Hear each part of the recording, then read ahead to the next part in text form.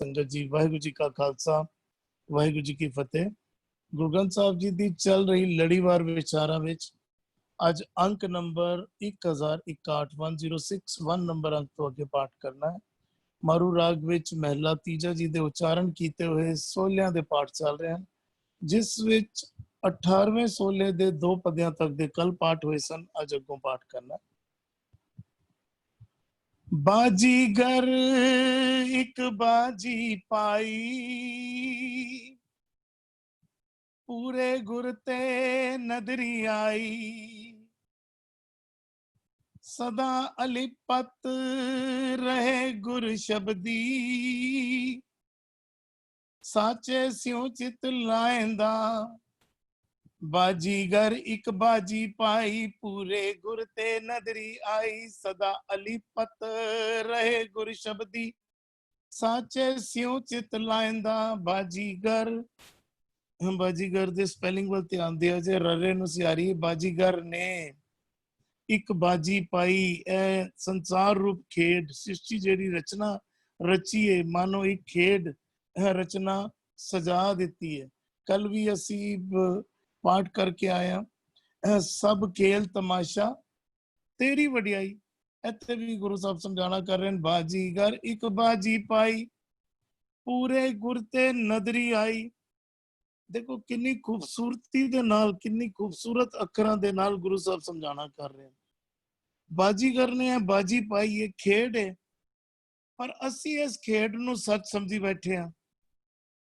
ए मेरी प्रॉपर्टी, मेरे धन दौलत, मेरा पत्नी, मेरी पत्नी, मेरा पति, मेरा परिवार, मेरा मेरा मैं असी इनू सच समझ के झगड़ियां विच पे होए हैं, मोह करके इस विच फसे होए हैं, दुखी हो रहे हैं।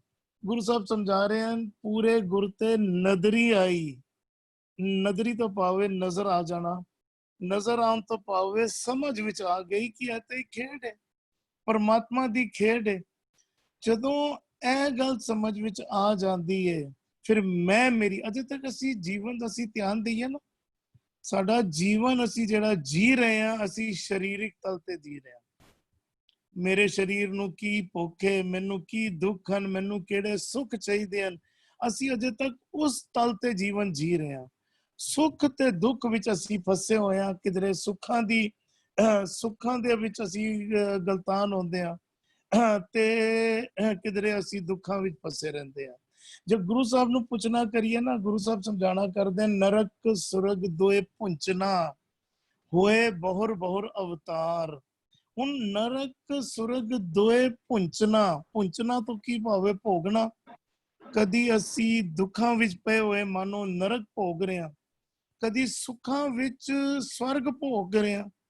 ਦੇਹੀ ਮਨੁੱਖ ਦੀ ਹੈ, शरीर मनुख दा है, कदी असी किस तल ते जी रहे हैं, कदी किस तल ते जी रहे हैं, लेकिन कदी सुखां विच आ, कदी दुखां विच आ। पर अगे गुरु साहब की समझा रहे हैं, होए बहुर बहुर अवतार। नरक विच ते समझ आउंदा है कि बहुर बहुर अवतार समझ आ रहे हैं, दुखां दे कारण बड़े अलग अलग अवतारां विच पै रहे हैं। अवतार भी एक विषय है, अज शायद खुलना है, वो विषय भी खुलना है। ते गुरु साहब कह रहे हैं, सुखां विच भी बहुर बहुर अवतार। ਅਸੀਂ ਸੁੱਖਾਂ ਵਿੱਚ ਆ ਤਾਂ ਵੀ ਬਹੁਰ ਬਹੁਰ ਅਵਤਾਰ, ਵੱਖ ਵੱਖ ਜੂਨੀਆਂ ਭੋਗ ਰਹੇ ਆ। ਕੀ ਸਮਝਾਣਾ ਕਰ ਰਹੇ ਹਨ, ਭੇਦ ਦੀ ਗੱਲ ਇਹਨੂੰ ਸਮਝਣ ਦੀ ਲੋੜ ਹੈ। ਜਦੋਂ ਤੱਕ ਅਸੀਂ ਸਰੀਰਿਕ ਤਲ ਤੇ ਜਿਉਂਦੇ ਆ, ਤਦ ਤੱਕ ਸੁੱਖਾਂ ਤੇ ਦੁੱਖਾਂ ਵਿੱਚ ਪਏ ਰਹਿੰਦੇ ਆ। ਮੈਨੂੰ ਸੁੱਖ ਚਾਹੀਦੇ ਹਨ, ਮੈਨੂੰ ਸਰੀਰ ਦੇ ਸੁੱਖ ਤੇ ਸਰੀਰ ਦੇ ਦੁੱਖਾਂ ਵਿੱਚ ਪਏ ਰਹਿੰਦੇ ਆ। ਤਦ ਤੱਕ ਅਸੀਂ ਉਸ ਪਰਮ ਆਨੰਦ ਤੋਂ ਵਾਂਝੇ ਰਹਿੰਦੇ ਆ, ਜਦੋਂ ਤੱਕ ਸਰੀਰਿਕ ਤਲ ਤੇ ਰਹਿੰਦੇ ਆ। ਜਦੋਂ ਤੱਕ ਸੁੱਖਾਂ ਵਿੱਚ ਤੇ ਦੁੱਖਾਂ ਵਿੱਚ ਪਏ ਰਹਿੰਦੇ ਆ, ਕਦੀ ਹੱਸਦੇ ਆ, ਕਦੀ ਰੋਂਦੇ ਆ। ਤੇ ਗੁਰੂ ਸਾਹਿਬ ਕਹਿ ਰਹੇ ਨੇ, ਬਹੁਰ ਬਹੁਰ ਅਵਤਾਰ ਕਿਸੇ ਵੱਖ ਵੱਖ ਜੂਨਾਂ ਵਿੱਚ ਪਏ ਰਹਿੰਦੇ ਆ। ਔਰ ਇੱਥੇ ਗੁਰੂ ਸਾਹਿਬ ਕੀ ਸਮਝਾਣਾ ਕਰ ਰਹੇ ਨੇ, ਪੂਰੇ ਗੁਰ ਤੇ ਨਦਰੀ ਆਈ। ਇਹ ਬਾਜੀਗਰ ਇੱਕ ਬਾਜੀ ਪਾਈ, ਪੂਰੇ ਗੁਰ ਤੇ ਨਦਰੀ ਆਈ। ਅਜੇ ਤੱਕ ਸਮਝ ਵਿੱਚ ਨਹੀਂ ਆ ਰਹੀ ਸੀ ਇਹ ਖੇਡ, ਹੁਣ ਸਮਝ ਵਿੱਚ ਆਉਣ ਲੱਗ ਪਈ। ਪਾਓ ਸੱਚ ਤੇ ਝੂਠ ਦੀ ਪਰਖ ਕਰਨ ਵਾਲੀ ਸਮਝ ਆ ਗਈ। ਸਾਨੂੰ ਇੰਝ ਸਮਝੀਏ, ਗੁਰੂ ਸਾਹਿਬ ਨੇ ਉਹ ਸਮਝ ਦੇ ਦਿੱਤੀ, ਜਿਹੜੀ ਸਮਝ ਦੇ ਨਾਲ ਸੰਸਾਰ ਵਿੱਚ ਰਹਿੰਦੇ ਹੋਏ ਸੰਸਾਰ ਤੋਂ ਕਿਸ ਤਰ੍ਹਾਂ ਉਪਰਾਮ ਹੋ ਕੇ ਜੀਣਾ ਹੈ। ਅਗਲੀ ਪੰਕਤੀ ਚ ਗੁਰੂ ਸਾਹਿਬ ਇਸੀ ਗੱਲ ਨੂੰ ਕਲੀਅਰ ਕਰ ਰਹੇ ਹਨ, ਸਦਾ ਅਲਿਪਤ ਰਹੇ ਗੁਰ ਸ਼ਬਦੀ। ਅਲਿਪਤ ਤੋਂ ਕੀ ਭਾਵ ਹੈ? ਅਲਿਪਤ तो पावे निर्लेप। वो परमात्मा का गुण है कि परमात्मा हर किणके विच मौजूद होंदे हुए सब तो निर्लेप है। परमात्मा हर किणके विच मौजूद है पर इहदे विच डुबदा नहीं। माया दे विच भी है पर माया दे मोह विच नहीं फसदा। ते गुरु साहब अपने सच दे बोल दे के मनुख दे मन नूं भी अलिपत कर देंदे हन। वो सदा अलिपत रहे गुर शब्दी। गुरु दे शब्द नाल जुड़िया फिर मन अलिपत हो जाता है। ਜਦੋਂ तक ਅਸੀਂ मन करके मोह ਵਿੱਚ ਡੁੱਬੇ ਰਹਿੰਦੇ ਆ तद तक सुखां ते दुखां ਵਿੱਚ मानो ਵੱਖ-ਵੱਖ ਜੂਨਾ ਭੋਗਦੇ ਰਹਿੰਦੇ ਆ। ਹੁਣ शरीर साडा संसार ਵਿੱਚ ਰਹਿਣਾ है, शरीर साडा परिवार ਵਿੱਚ ਰਹਿਣਾ है। ਅਸੀਂ संसार ਦੇ ਕਾਰ ਵਿਹਾਰ ਕਰਨੇ ਹਨ लेकिन मन ਜਿਹੜਾ है ਸੋ गुरु ਦੀ शब्द ਦੇ ਰਾਹੀਂ उस ऊंचाई ते पहुंच गया कि शरीर दे सुख दुख तो ऊपर उठ गया। ਹੁਣ ਇਹ शरीर दे सुख दुख ਜਿਹੜੇ ਹਨ ਉਹਦੇ ਵਿੱਚ ਫਸ ਨਹੀਂ ਰਿਹਾ, ਉਸ ਦੇ ਵਿੱਚ ਡੁੱਬ ਨਹੀਂ ਰਿਹਾ, ਸਦਾ ਅਲਿਪਤ ਰਹੇ ਗੁਰ ਸ਼ਬਦੀ।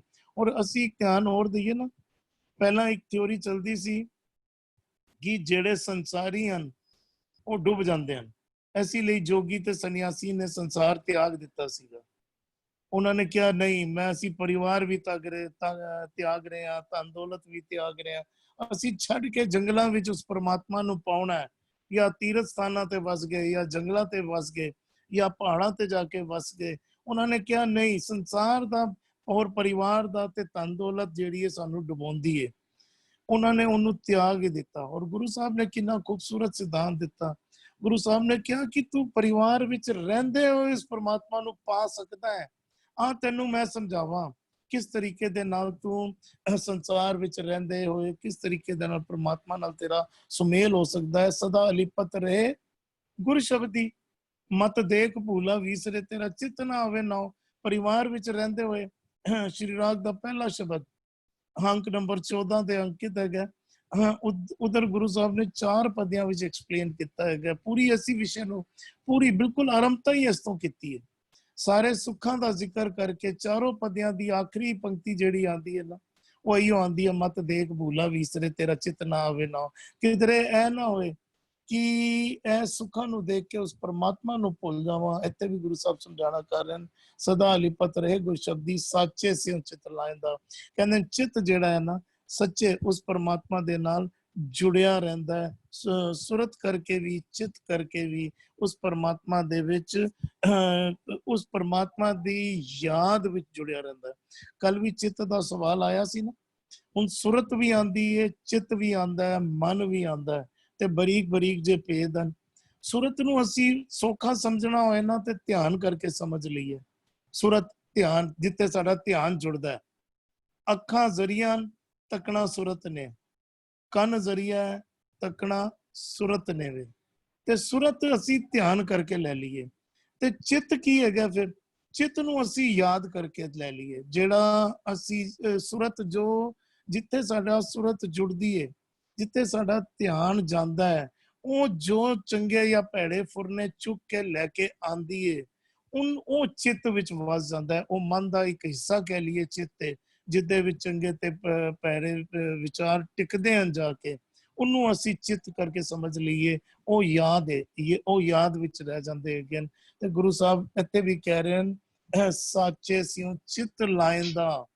ਪਾਓ ਹੁਣ ਯਾਦ ਜਿਹੜੀ ਹੈ ਪਰਮਾਤਮਾ ਦੇ ਨਾਲ, ਪਰਮਾਤਮਾ ਦੀ ਯਾਦ ਵਿੱਚ ਸੁਰਤ ਜੁੜੀ ਰਹਿੰਦੀ ਹੈ, ਚਿੱਤ ਉੱਥੇ ਟਿਕਿਆ ਰਹਿੰਦਾ ਹੈ, ਪਰਮਾਤਮਾ ਯਾਦ ਵਿੱਚ ਆ ਗਿਆ।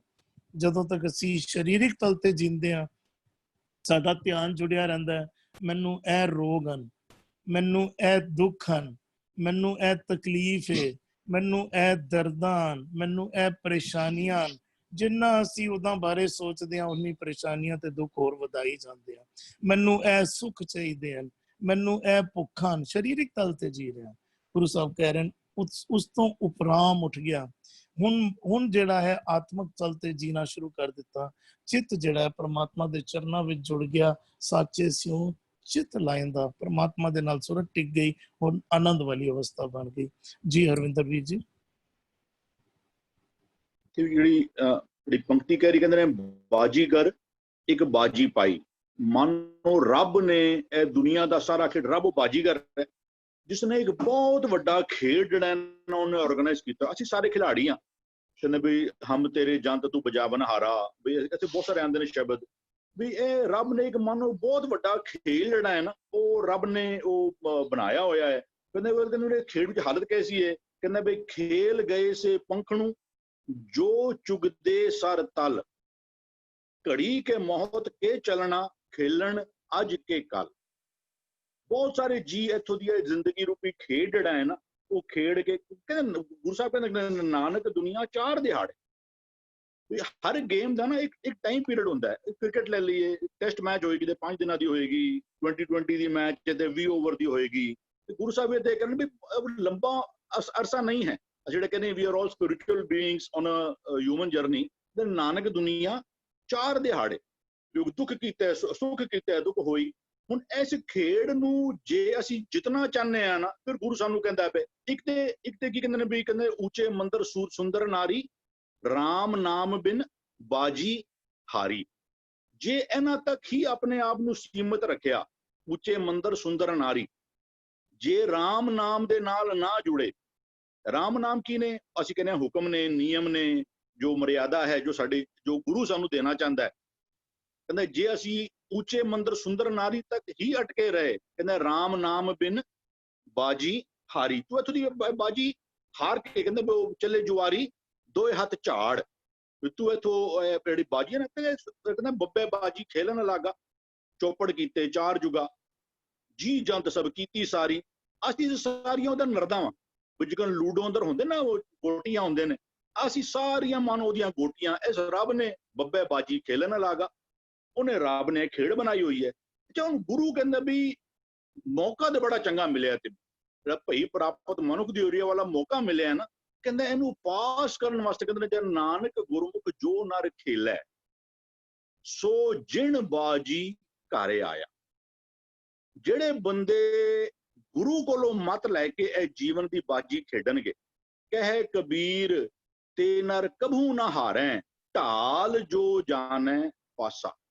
ਹੁਣ ਇਸ ਗੇਮ ਅੰਦਰ it is a game of illusion ਕਹਿ ਲਓ, ਸਾਨੂੰ ਨਜ਼ਰ ਕੁਝ ਆ ਰਿਹਾ ਹੈ ਕੁਝ ਹੋਰ ਇੱਥੇ ਕਹਿੰਦੇ, ਲੇਕਿਨ ਜੇ ਅਦਰਵਾਈਜ਼ ਆਖਦੇ ਨੇ ਵੀ ਉਹ ਹਰ ਠੱਗ ਜੱਗ ਕੋ ਠਗੌਰੀ ਲਾਈ, ਇਹ ਸਰਪਨੀ ਤਾਂ ਕੀ ਕੀਤੀ ਹੋਏ। ਹੁਣ ਕਹਿੰਦਾ ਲੇਕਿਨ ਇਹਦੇ ਜਿਹਨੂੰ ਗੁਰੂ ਮਿਲ ਜਾਂਦਾ ਹੈ ਨਾ, ਕਹਿੰਦਾ ਹੀ can see through this game. ਜਿਹੜਾ ਕਹਿੰਦਾ ਪੂਰੇ ਗੁਰ ਤੇ ਨਜ਼ਰੀ ਆਈ, ਜੋ ਰੱਬ ਨੇ ਖੇਡ ਬਣਾਈ ਹੈ ਨਾ, ਹਰ ਠੱਗ ਜੱਗ ਕੋ ਠਗੌਰੀ ਲਾਈ, ਜਿਹਨੂੰ ਗੁਰੂ ਮਿਲ ਜਾਂਦਾ ਹੈ ਨਾ, ਹੀ can see through this game plan. ਉਹ ਫਿਰ ਇਹਦੇ ਵਿੱਚ ਫਸਣ ਵਾਲਾ ਨਹੀਂ, ਉਹ ਇਹਦੇ ਵਿੱਚ ਫਸਦਾ ਨਹੀਂ। ਜਿਹਨੂੰ ਗੁਰੂ ਮਿਲ ਜਾਏਗਾ, ਖੇਡ ਹੈ, ਤੇਰੇ ਤੂੰ ਪਾਸ ਹੋਏਗਾ ਜਾਂ ਫੇਲ ਹੋਏਗਾ, ਇਹ ਤੇਰੇ ਕੀਤੇ ਹੋਏ ਕੰਮਾਂ ਦੇ ਉੱਤੇ, ਕਰਮਾਂ ਉੱਪਰ ਨਿਬੜੈ। ਗੱਲ ਕਰਮੀ ਆਪੋ ਆਪ ਨੀਕੇ ਨੇੜੇ ਕੇ ਦੂਰ, ਗੱਲ ਸਾਰੀ ਉਸ ਤੇ ਆ ਕੇ ਟਿਕਣੀ ਹੈ। ਕਹਿੰਦਾ ਜਿਹਨੂੰ ਗੁਰੂ ਮਿਲ ਜਾਏਗਾ ਨਾ, ਉਹ ਕਹਿੰਦਾ ਵੀ ਉਹ ਕਹਿੰਦਾ ਪੂਰੇ ਸਤਿਗੁਰ ਬੂਝ ਬੁਝਾਈ। ਪੂਰੇ ਸਤਿਗੁਰੂ ਨੇ ਨਾ ਤੈਨੂੰ ਇਸ ਗੱਲ ਦੀ ਸੋਝੀ ਦੇ ਦੇਣੀ। ਤੈਨੂੰ ਨਜ਼ਰ ਆ ਰਿਹਾ, ਅਸੀਂ ਸਾਨੂੰ ਕਹਿੰਦਾ ਨਜ਼ਰ ਹੀ ਆਵੇ ਦਿਸਿਓ ਮੂੰਹ। ਅਸੀਂ ਤੇ ਨਾਰਮਲੀ ਇਹ ਉੱਚੇ ਮੰਦਰ ਸੁੰਦਰ ਨਾਰੀ ਤੱਕ ਹੀ ਆਪਣੇ ਆਪ ਨੂੰ ਲਿਮਿਟ ਕਰਕੇ ਰੱਖਿਆ ਹੋਇਆ ਹੈ। ਅਸੀਂ ਐਸੇ ਨੂੰ ਹੀ ਇੱਕ ਸਫਲ ਜੀਵਨ ਜਿਹੜਾ ਮੰਨਣੇ ਪਿਆ। ਗੁਰੂ ਕਹਿੰਦਾ ਨਹੀਂ, ਇਸ ਤੋਂ ਅੱਗੇ ਵੀ ਕੁਝ ਹੈ। ਕਹਿੰਦਾ ਜਿਹੜੇ ਬੰਦਿਆਂ ਨੂੰ ਕਹਿੰਦਾ ਇਹ ਖੇਡ ਦੀ ਸਮਝ ਆ ਜਾਂਦੀ ਨਾ, ਕਹਿੰਦਾ ਸਦਾ ਅਲਿਪਤ ਰਹਿ ਗੁਰ ਸ਼ਬਦੀ, ਉਹ ਫਿਰ ਇਸ ਅਲਿਪਤ ਨਹੀਂ ਹੋ ਜਾਂਦੇ। ਉਹ ਇਹਦੇ ਵਿੱਚ ਇਹ ਮਾਇਆ ਦੇ ਪਸਾਰੇ ਵਿੱਚ, ਇਹ ਮਾਇਆ ਦੀ ਜਿਹੜੀ ਖੇਡ ਹੈ ਨਾ, ਉਹ ਇਹਦੇ ਵਿੱਚ ਉਹ ਅਟੈਚ ਨਹੀਂ ਹੋ ਜਾਂਦੇ, ਸਦਾ ਅਲਿਪਤ।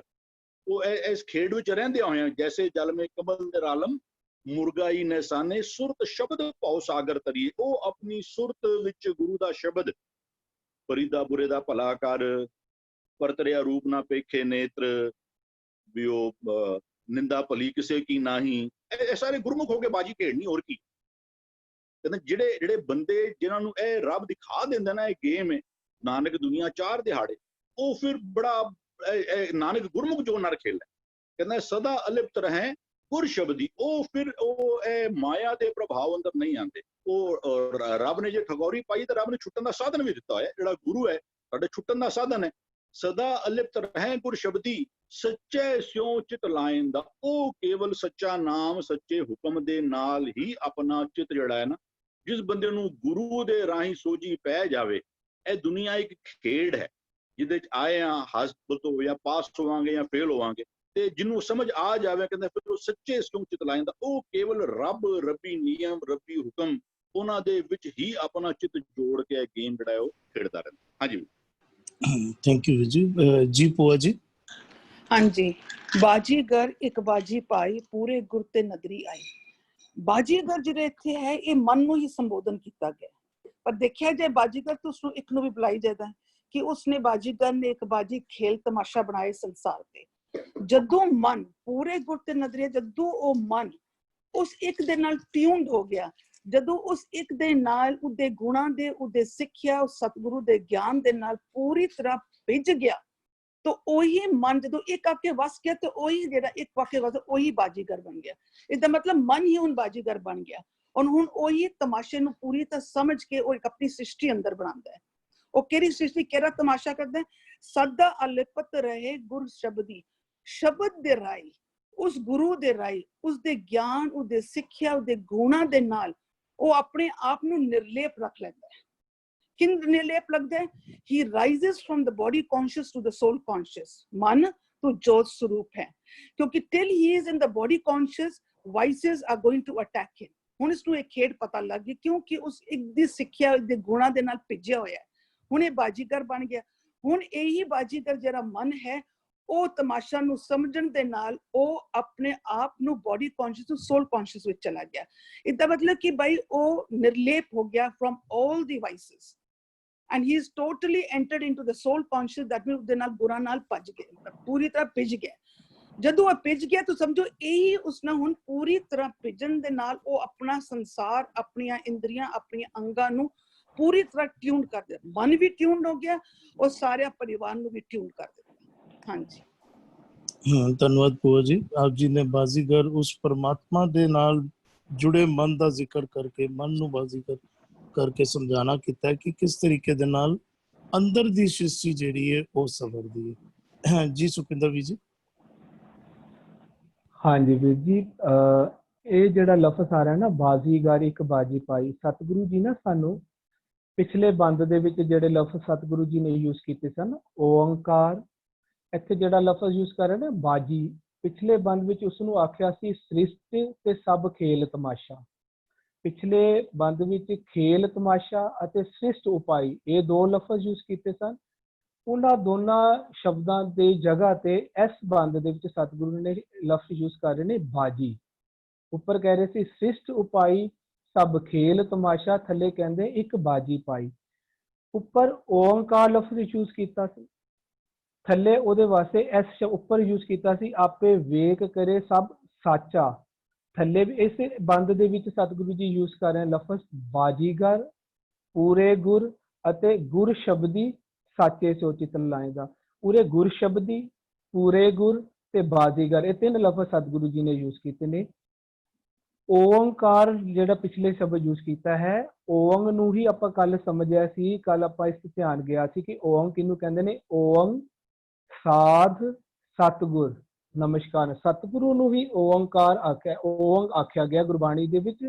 ਤੇ ਕਹਿੰਦੇ ਨੇ ਸਤਿਗੁਰੂ ਦੀ ਹੀ ਕਾਰ, ਭਾਵ ਸਾਰੀ ਸ੍ਰਿਸ਼ਟੀ ਵਿੱਚ ਹੁਕਮ ਦੀ ਹੀ ਕਾਰ ਚੱਲ ਰਹੀ ਹੈ। ਉਸੇ ਨੂੰ ਹੀ ਓੰਕਾਰ ਨੂੰ ਹੀ ਉਰੇ ਬਾਜੀਗਰ, ਗੁਰੂ ਨੂੰ ਹੀ ਉਰੇ ਬਾਜੀਗਰ, ਸ਼ਬਦ ਨੂੰ ਹੀ ਉਰੇ ਬਾਜੀਗਰ, ਸ਼ਬਦ ਦੀ ਕਾਰ ਨੂੰ ਹੀ ਬਾਜੀਗਰ ਆਖਿਆ ਜਾ ਰਿਹਾ ਹੈ। ਹੁਣ ਦੇਖੋ ਇੱਥੇ ਕੀ ਸਤਿਗੁਰੂ ਜੀ ਸਾਨੂੰ ਕੀ ਸਮਝਾਉਣਾ ਚਾਹੁੰਦੇ ਹਨ। ਦੇਖੋ ਓੰਗ ਨੂੰ ਸਤਿਗੁਰੂ ਜੀ ਨੂੰ ਹੀ ਬਾਜੀਗਰ ਆਖਿਆ ਜਾਂਦਾ ਹੈ, ਗੁਰੂ ਨੂੰ ਹੀ ਬਾਜੀਗਰ ਆਖਿਆ ਜਾਂਦਾ ਹੈ, ਸੱਚ ਨੂੰ ਹੀ ਬਾਜੀਗਰ ਆਖਿਆ ਜਾਂਦਾ ਹੈ। ਬਿਲਕੁਲ ਠੀਕ ਹੈ, ਲੇਕਿਨ ਉਹ ਸੱਚ ਨੂੰ ਮਨ ਉਹਦੇ ਵਿੱਚ ਲੀਨ ਹੋ ਚੁੱਕਾ ਹੈ। ਗੁਰਬਾਣੀ ਚ ਇੱਕ ਤੁਕ ਆਉਂਦੀ ਹੈ, ਕਹਿੰਦੇ ਨੇ ਸੋ ਸਤਿਗੁਰ ਕੌਣ? ਕਹਿੰਦੇ ਜੇ ਸੱਚ ਧਿਆਏਂਦਾ, ਸੱਚ ਸੱਚਾ ਸਤਿਗੁਰ ਇੱਕੇ ਹੈ। ਸਤਿਗੁਰੂ ਜੀ ਹੀ ਕੀ ਕਹਿੰਦੇ ਆ? ਪਰਮਾਤਮਾ। ਸਤਿਗੁਰੂ ਜੀ ਹੀ ਓੰਗ ਹੈ, ਸਤਿਗੁਰੂ ਜੀ ਹੀ ਬਾਜ਼ੀਗਰ ਹੈ। ਲੇਕਿਨ ਉਹ ਵੀ ਬਾਜ਼ੀਗਰ ਬਣ ਜਾਂਦਾ ਹੈ, ਉਹ ਵੀ ਸਤਿਗੁਰੂ ਬਣ ਜਾਂਦਾ ਹੈ ਜੋ ਸਤਿਗੁਰੂ ਨੂੰ ਧਿਆਉਂਦਾ ਹੈ, ਸੱਚ ਨੂੰ ਧਿਆਉਂਦਾ ਹੈ। ਗੁਰਬਾਣੀ ਦਾ ਮੈਂ ਦੁਬਾਰਾ ਇਹ ਵਾਲੀ ਤੁਕ ਸ਼ੇਅਰ ਕਰਦਾ, ਕਹਿੰਦੇ ਨੇ ਸੋ ਸਤਿਗੁਰ ਜੇ ਸੱਚ ਧਿਆਏਂਦਾ।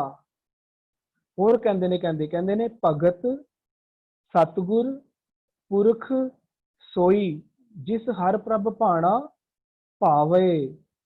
ਜਿਸ ਮਨ ਨੂੰ ਪ੍ਰਭੂ ਦਾ ਭਾਣਾ, ਰੱਬ ਜੀ ਦਾ, ਸਤਿਗੁਰੂ ਜੀ ਦਾ ਭਾਣਾ ਭਾ ਜਾਂਦਾ ਨਾ, ਉਸ ਦਾ ਨਾਮ ਪੈ ਜਾਂਦਾ ਹੈ ਭਗਤ, ਸਤਿਗੁਰ, ਪੁਰਖ।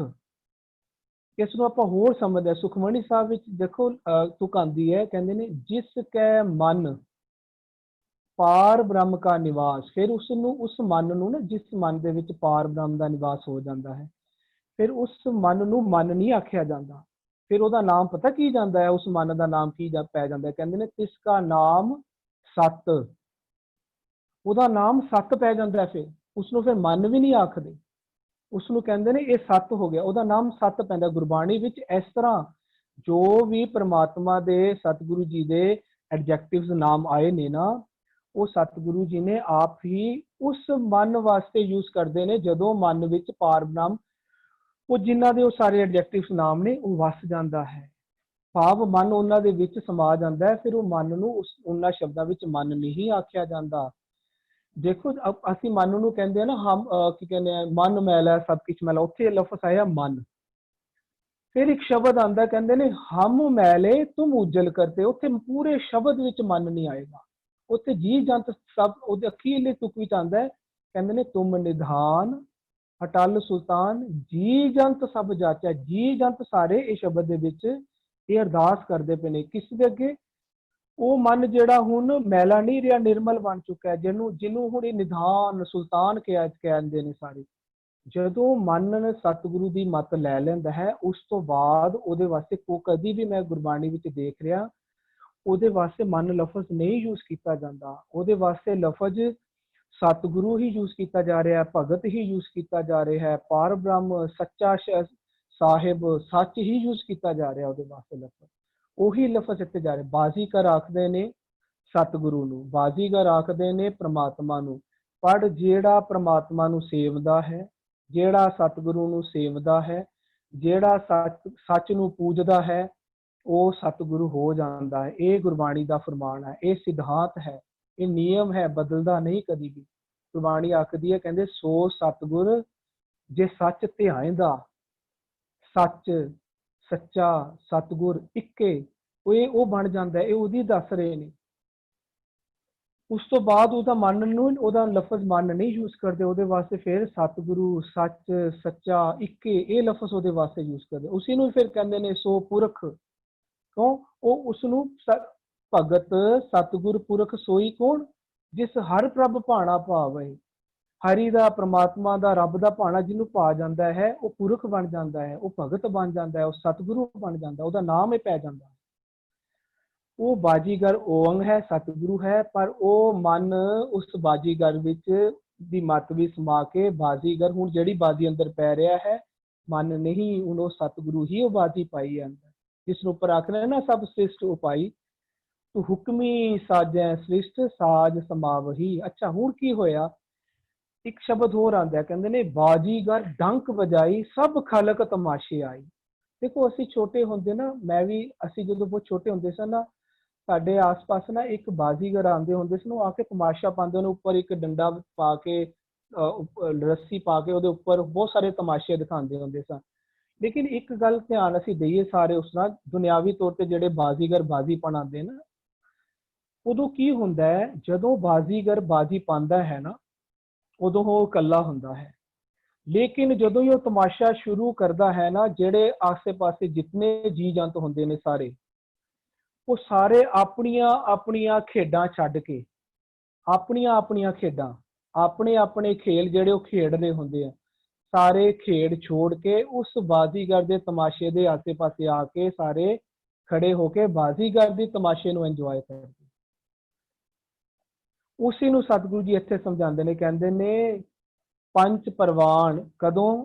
ਪੰਚ ਪ੍ਰਧਾਨ ਪੰਚੇ ਪਾਵੈ ਦਰਗਾ ਮਾਨ, ਪੰਚੇ ਸੋਹੈ ਦਾਰਾ ਜਨ ਕਦੋਂ? ਪੰਚਾਂ ਕਾ ਗੁਰ ਏਕ ਧਿਆਨ। ਏਕ ਕੌਣ ਬਣ ਚੁੱਕਾ? ਜਿਹੜਾ ਉਹ ਇੱਕ ਬਾਜ਼ੀ ਆ ਕੇ ਜਦੋਂ ਬਾਜ਼ੀ ਪਾਉਂਦੀ, ਜਦੋਂ ਇਹ ਸ੍ਰਿਸ਼ਟ ਉਪਾਈ, ਇਹਨਾਂ ਸਾਰੇ ਉਸ ਬਾਜ਼ੀਗਰ ਦੇ ਤਮਾਸ਼ੇ ਤੇ ਇਹ ਸਾਰੇ ਆ ਜਾਂਦੇ ਨੇ। ਆਪਣੀਆਂ ਖੇਡਾਂ ਨਹੀਂ ਖੇਡਦੇ ਹੁਣ ਚੀਜ਼ਾਂ, ਇਹਨੂੰ ਕਹਿੰਦੇ ਨੇ ਸਭ ਖਲਕ ਤਮਾਸ਼ੇ ਆਈ। ਜਿਹੜੀ ਇਹ ਬਾਜ਼ੀਗਰ ਨੇ ਬਾਜੀ ਤਮਾਸ਼ਾ, ਇਹ ਸ੍ਰਿਸ਼ਟੀ ਦਾ ਖੇਲ ਰਚਦਾ ਨਾ ਅੰਦਰ ਵਾਲਾ, ਇਹਨੂੰ ਕਹਿੰਦੇ ਨੇ ਜੀ ਜੰਤ ਸਭ ਤੇਰਾ ਖੇਲ। ਇਹ ਜੀਆਂ ਜਨਤਾ ਵਾਸਤੇ ਜਿਹੜਾ ਖੇਲ ਰਚਦਾ ਹੁਣ ਸਤਿਗੁਰੂ ਆਪਣੇ ਹੁਕਮ ਦੇ ਵਿੱਚ, ਉੱਥੇ ਸਾਰੇ ਆਪਣੇ ਖੇਲ ਛੱਡ ਕੇ, ਭਾਵ ਆਪਣੀ ਮੱਤ ਦੇ ਮੁਤਾਬਕ ਜਿਹੜਾ ਖੇਡਾਂ ਇਹ ਖੇਡ ਰਹੇ ਸਨ, ਸਾਰੇ ਆਪਣੇ ਖੇਡਾਂ ਛੱਡ ਕੇ ਇਸ ਤਮਾਸ਼ੇ ਤੇ ਆ ਜਾਂਦੇ ਨੇ। ਸਭ ਖਲਕ ਤਮਾਸ਼ੇ ਆਈ। ਭਾਵ ਇਹਨਾਂ ਸਾਰਿਆਂ ਦਾ ਧਿਆਨ ਇਸ ਇੱਕ ਬਾਜੀਗਰ ਦੀ ਖੇਡ ਵਿੱਚ ਲੱਗ ਜਾਂਦਾ ਹੈ। ਪਹਿਲਾਂ ਕੀ ਹੁੰਦਾ ਸੀ? ਪਹਿਲਾਂ ਇਹ ਸਾਰੇ ਆਪਣੇ ਆਪਣੀ ਮੱਤ ਮਨ ਨੂੰ ਦਿੰਦੇ ਸਨ, ਮਨ ਵੀ ਇਹਨਾਂ ਦੀ ਮੱਤ ਦੇ ਵਿੱਚ ਮਨ ਲੱਗ ਕੇ ਇਹਨਾਂ ਦੇ ਮਗਰ ਤੁਰ ਪੈਂਦਾ, ਇਹਨਾਂ ਦੀਆਂ ਖੇਡਾਂ ਮਨ ਖੇਡਦਾ ਸੀ। ਹੁਣ ਮਨ ਨਹੀਂ, ਹੁਣ ਮਨ ਉਸ ਸਤਿਗੁਰੂ ਬਾਜੀਗਰ ਦੀ ਮੱਤ ਲੈ ਕੇ ਸਤਿਗੁਰੂ ਵਾਲੀ ਖੇਡ ਖੇਡਦਾ ਹੈ, ਸਤਿਗੁਰੂ ਵਾਲੀ ਬਾਜੀ ਪਾਉਂਦਾ ਹੈ, ਜਿਸ ਨੂੰ ਕਹਿੰਦੇ ਨੇ ਪੂਰੇ ਗੁਰ ਤੇ ਨਦਰੀ ਆਈ। ਇਹ ਮਨ ਨੂੰ ਜਿਹੜੀ ਪੂਰੇ ਗੁਰ ਤੋਂ ਜਿਹੜੀ ਬਾਜੀ ਸਮਝ ਆਈ ਸੀ, ਉਹ ਵਾਲੀ ਸ੍ਰਿਸ਼ਟੀ ਇਹ ਆਪ ਇਸਨੇ ਪਹਿਲਾਂ ਆਪ ਉਹ ਖੇਡ ਖੇਡੀ, ਜਿਸ ਨੂੰ ਕਹਿੰਦੇ ਨੇ ਜਨ ਨਾਨਕ ਜੋ ਸੋ ਜਿੜ ਬਾਜੀ ਘਰ ਆਇਆ। ਉਹ ਸ਼ਬਦ ਹਰਵਿੰਦਰ ਵੀਰ ਜੀ ਨੇ ਹੁਣੇ ਕਾਊਟ ਕੀਤਾ ਸੀ, ਕਹਿੰਦੇ ਸੀ ਜਨ ਨਾਨਕ ਗੁਰਮੁਖ ਜੋ ਨਰ ਖੇਲੈ। ਗੁਰੂ ਦੇ ਮੁਖ ਤੋਂ ਨਿਕਲਿਆ ਹੋਇਆ ਜਿਹੜਾ ਸ਼ਬਦ ਹੈ, ਉਹ ਗੁਰੂ ਦੇ ਮੁਖ ਤੋਂ ਨਿਕਲੇ ਹੋਏ ਸ਼ਬਦ ਦੇ ਨਾਲ ਜਿਹੜੀ ਜੀਵਨ ਦੀ ਬਾਜੀ ਖੇਲਦਾ ਹੈ। ਸੋ ਜਿਨ ਬਾਜੀ ਘਰ ਆਇਆ। ਘਰ ਕਿੱਥੇ ਆਇਆ? ਕਿੱਥੇ ਆਂਦਾ ਘਰ? ਗੁਰਬਾਣੀ ਘਰ ਨੂੰ ਵੀ ਐਕਸਪਲੇਨ ਕਰਦੀ ਹੈ। ਘਰ ਕਿੱਥੇ ਆਇਆ? ਕਿਹੜੀ ਜਗ੍ਹਾ ਤੇ, ਉਹ ਕਿਹੜੇ ਘਰ 'ਚ ਚਲੇ ਜਾਂਦਾ ਬਾਜੀ ਜਿੱਤ ਕੇ? ਕਹਿੰਦੇ ਨੇ ਕਾਇਆ, ਮਹਿਲ, ਮੰਦਰ, ਘਰ, ਹਰ ਕਾ। ਇਹ ਕਾਇਆ ਨੂੰ ਮਹਿਲ ਆਖਿਆ ਜਾਂਦਾ ਹੈ ਹਰੀ ਦਾ, ਮੰਦਰ ਆਖਿਆ ਜਾਂਦਾ ਹੈ ਹਰੀ ਦਾ, ਘਰ ਆਖਿਆ ਜਾਂਦਾ ਹੈ ਹਰੀ ਦਾ। ਇਹ ਕਾਇਆ ਉਹ ਜਿਹੜਾ ਮਨ ਪਹਿਲਾਂ ਦਹਿ ਦਿਸ਼ ਭਟਕਦਾ ਹੁੰਦਾ ਸੀ, ਮਨ ਪੰਖੀ ਪਇਓ ਉੱਡ ਦਹਿ ਦਿਸ ਹੈ, ਉਹ ਹੁਣ ਸਤਿਗੁਰੂ ਜੀ ਦੇ ਸ਼ਬਦ ਰੂਪੀ ਸ਼ਬਦ ਦੇ ਨਾਲ ਜੀਵਨ ਦੀ ਖੇਡ ਖੇਡ ਕੇ ਘਰ ਆ ਗਿਆ। ਕਿਹੜੇ ਘਰ 'ਚ ਆ ਗਿਆ? ਕਾਇਆ, ਮਹਿਲ, ਮੰਦਰ, ਘਰ, ਹਰ ਕਾ। ਇਸ ਘਰ ਵਿੱਚ ਆ ਗਿਆ ਜਿਸ ਨੂੰ ਕਹਿੰਦੇ ਨੇ ਗੁਰ ਤੇ ਮਹਿਲ ਪ੍ਰਾਪਤੇ। ਮਹਿਲ ਬੁਲਾਇਆ ਪ੍ਰਭ ਅੰਮ੍ਰਿਤ ਪੁੰਚਾ। ਉਸ ਨੂੰ ਮਹਿਲ 'ਚ ਬੁਲਾ ਲਿਆ ਜਾਂਦਾ ਹੈ, ਘਰ ਵਿੱਚ ਆ ਜਾਂਦਾ, ਉਹ ਘਰ ਵਿੱਚ ਟਿਕ ਗਿਆ। ਉਹ ਇਹ ਕਿੱਥੋਂ ਪ੍ਰਾਪਤ ਹੋਈ ਹੈ? ਉਸ ਨੂੰ ਇਹ ਪੂਰੇ ਗੁਰ ਤੇ ਨਦਰੀ ਆਏ। ਫਿਰ ਹੁਣ ਸਦਾ ਅਲਿਪਤ ਰਹਿ ਗੁਰ ਸ਼ਬਦੀ। ਹੁਣ ਇਹ ਗੁਰੂ ਦੇ ਸ਼ਬਦ ਦੇ ਨਾਲ ਜਿਹੜੇ ਮਨ ਨੇ ਇਹ ਖੇਡ ਖੇਡੀ ਸੀ ਨਾ, ਬਾਕੀਆਂ ਨੂੰ ਵੀ ਖਿਡਾ ਰਿਹਾ ਹੈ। ਹੁਣ ਇਹ ਅਲਿਪਤ ਕਿੰਨਾ ਤੋਂ ਰਹਿ ਰਿਹਾ, ਨਿਰਲੇਪ ਕਿੰਨਾ ਤੋਂ ਰਹਿ ਰਿਹਾ? ਪਹਿਲਾਂ ਕੀ ਕਰਦਾ ਸੀ ਨਾ, ਜੀਆ ਜਨਤਾ ਦੀ ਗੱਲ ਮੰਨ ਲੈਂਦਾ ਹੁੰਦਾ, ਜਿਸ ਨੂੰ ਕਹਿੰਦੇ ਨੇ ਕਾਮ ਨੇਬ ਸਦ ਪੁੱਛੀਐ ਬਹਿ ਬਹਿ ਕਰੈ ਵਿਚਾਰ। ਕਾਮ ਕ੍ਰੋਧ ਲੋਭ ਹੰਕਾਰ ਵਰਗੇ ਵਿਕਾਰਾਂ ਨੂੰ ਨਾ ਬੁਲਾ ਬੁਲਾ ਕੇ ਉਹਨਾਂ ਦੇ ਵਿਚਾਰ ਪੁੱਛ ਕੇ ਉਹਨਾਂ ਦੇ ਅਕੋਰਡਿੰਗ ਹੀ ਆਪਣੀ ਅੰਦਰ ਪਰਜਾ ਤੇ ਹੁਕਮ ਕਰਦਾ ਸੀ, ਅੰਦਰ ਰਾਜ ਚਲਾਉਂਦਾ ਸੀ। ਜਿਹਨੂੰ ਕਹਿੰਦੇ ਸੀ ਲੱਭ ਕੁੱਤਾ, ਕੂੜ ਚੂੜਾ, ਠੱਗ ਖਾਦਾ ਮੁਰਦਾਰ। ਇਹ ਸਾਰਿਆਂ ਨੂੰ ਮਿਲ ਕੇ, ਸਾਰੇ ਮਿਲ ਕੇ ਇਸ ਤਰ੍ਹਾਂ ਦੀ ਅੰਦਰਲੀ ਰਈਅਤ ਨੂੰ ਲੁੱਟਦੇ ਸਨ।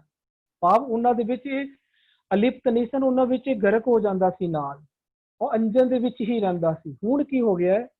ਹੁਣ ਕਹਿੰਦਾ ਹੈ ਪੁੱਛ ਨਾ ਸਾਜੇ, ਪੁੱਛ ਨਾ ਢਾਹੇ, ਪੁੱਛ ਨਾ ਦੇਵੈ ਲੈ। ਹੁਣ ਇਹ ਕਿਸੇ ਤੋਂ ਪੁੱਛ ਕੇ ਨਹੀਂ ਆਪਣੇ ਜੀਵਨ ਜਿਆ ਚ, ਕਿਸੇ ਤੋਂ ਕੋਈ ਮਤ ਨਹੀਂ ਪੁੱਛਦਾ, ਕਿਸੇ ਦੀ ਮਤ ਨੂੰ ਲੈਂਦਾ ਵੀ ਨਹੀਂ। ਜਦੋਂ ਕੋਈ ਇਹਨਾਂ ਦੇ ਅੰਦਰਲੇ ਜੀਜਾਂ ਤੈਨੂੰ ਮਤ ਦਿੰਦੇ, ਭਾਵ ਉਹਨਾਂ ਸਾਰੇ ਵਿਚਾਰਾਂ ਤੋਂ, ਭੈੜੇ ਵਿਚਾਰਾਂ ਤੋਂ ਇਹ ਹੁਣ ਨਿਰਲੇਪ ਲੈਂਦਾ। ਉਹਨਾਂ ਨੂੰ ਆਪਣੇ ਵਿਚਾਰਾਂ ਜੋ ਇਹਦੇ ਹੁਣ ਸਤਿਗੁਰੂ ਦੇ ਵਿਚਾਰ ਬਣ ਗਏ, ਉਹ ਕਿਹੜੇ ਨੇ? ਗੁਰ ਸ਼ਬਦੀ। ਸਦਾ ਅਲਿਪਤ ਰਹਿ, ਭਾਵ ਹੁਣ ਇਹ ਸਿਰਫ ਗੁਰੂ ਦੇ ਸ਼ਬਦਾਂ ਦੇ ਵਿੱਚ, ਗੁਰੂ ਵਾਲੇ ਵਿਚਾਰਾਂ ਦੇ ਵਿੱਚ ਜਿੰਦਾ ਹੈ, ਤੇ ਉਹ ਜਿਹੜੇ ਆਪਣੇ ਜੀਵ ਜਨਤਾ ਦੇ ਭੈੜੇ ਵਿਚਾਰਾਂ ਦੇ ਵਿੱਚ ਇਹ ਉਹਨਾਂ ਤੋਂ ਨਿਰਲੇਪ ਰਹਿੰਦਾ ਹੈ। ਇਹਨੂੰ ਅਲਿਪਤ ਰਹਿ ਨੂੰ ਐਕਸਪਲੇਨ ਕਰ ਰਹੇ ਨੇ ਸਾਚੇ ਸਿਉ ਚਿਤ ਲਾਇੰਦਾ। ਇਹਦਾ ਧਿਆਨ ਹੁਣ ਸਿਰਫ ਸੱਚੇ ਵਿਚਾਰਾਂ ਵਿੱਚ ਹਮੇਸ਼ਾ ਲੱਗਿਆ ਰਹਿੰਦਾ ਹੈ। ਇਹ ਬਾਜ਼ੀਗਰ ਹੈ। ਤੇ ਇਹ ਬਾਜ਼ੀ ਦੇ ਵਿੱਚ ਹੁਣ ਕੀ ਹੋਈ ਹੈ? ਉਹ ਸਾਰੇ ਜੀਵ ਜਨਤਾ ਨੂੰ ਪਤਾ ਹੈ ਹੁਣ ਇਹ ਸਾਡੀ ਗੱਲ ਨਹੀਂ ਮੰਨਦਾ, ਉਹ ਹੁਣ ਇਹਦੀ ਸ਼ਰਨ ਚ ਆ ਜਾਂਦੇ ਨੇ। ਇਸ ਨੂੰ ਕਹਿੰਦੇ ਨੇ ਬਾਜੀਗਰ ਡੰਕ ਵਜਾਈ ਸਭ ਖਲਕ ਤਮਾਸ਼ੇ ਆਏ। ਪਹਿਲਾਂ ਇਹ ਉਹਨਾਂ ਦੇ ਤਮਾਸ਼ਿਆਂ ਤੇ ਚਲੇ ਜਾਂਦਾ ਹੁੰਦਾ ਸੀ, ਹੁਣ ਸਾਰੇ ਜੀ ਜੰਤ ਇਹਦੇ ਬਣਾਏ ਹੋਏ, ਇਹਦੇ ਜਿਹੜਾ ਇਹਨੇ ਬਾਜੀ ਪਾਈ ਹੈ ਨਾ, ਇਹਦੇ ਤਮਾਸ਼ੇ ਤੇ ਆ ਕੇ ਸਾਰੇ ਟਿਕ ਗਏ ਨੇ। ਹਾਂਜੀ,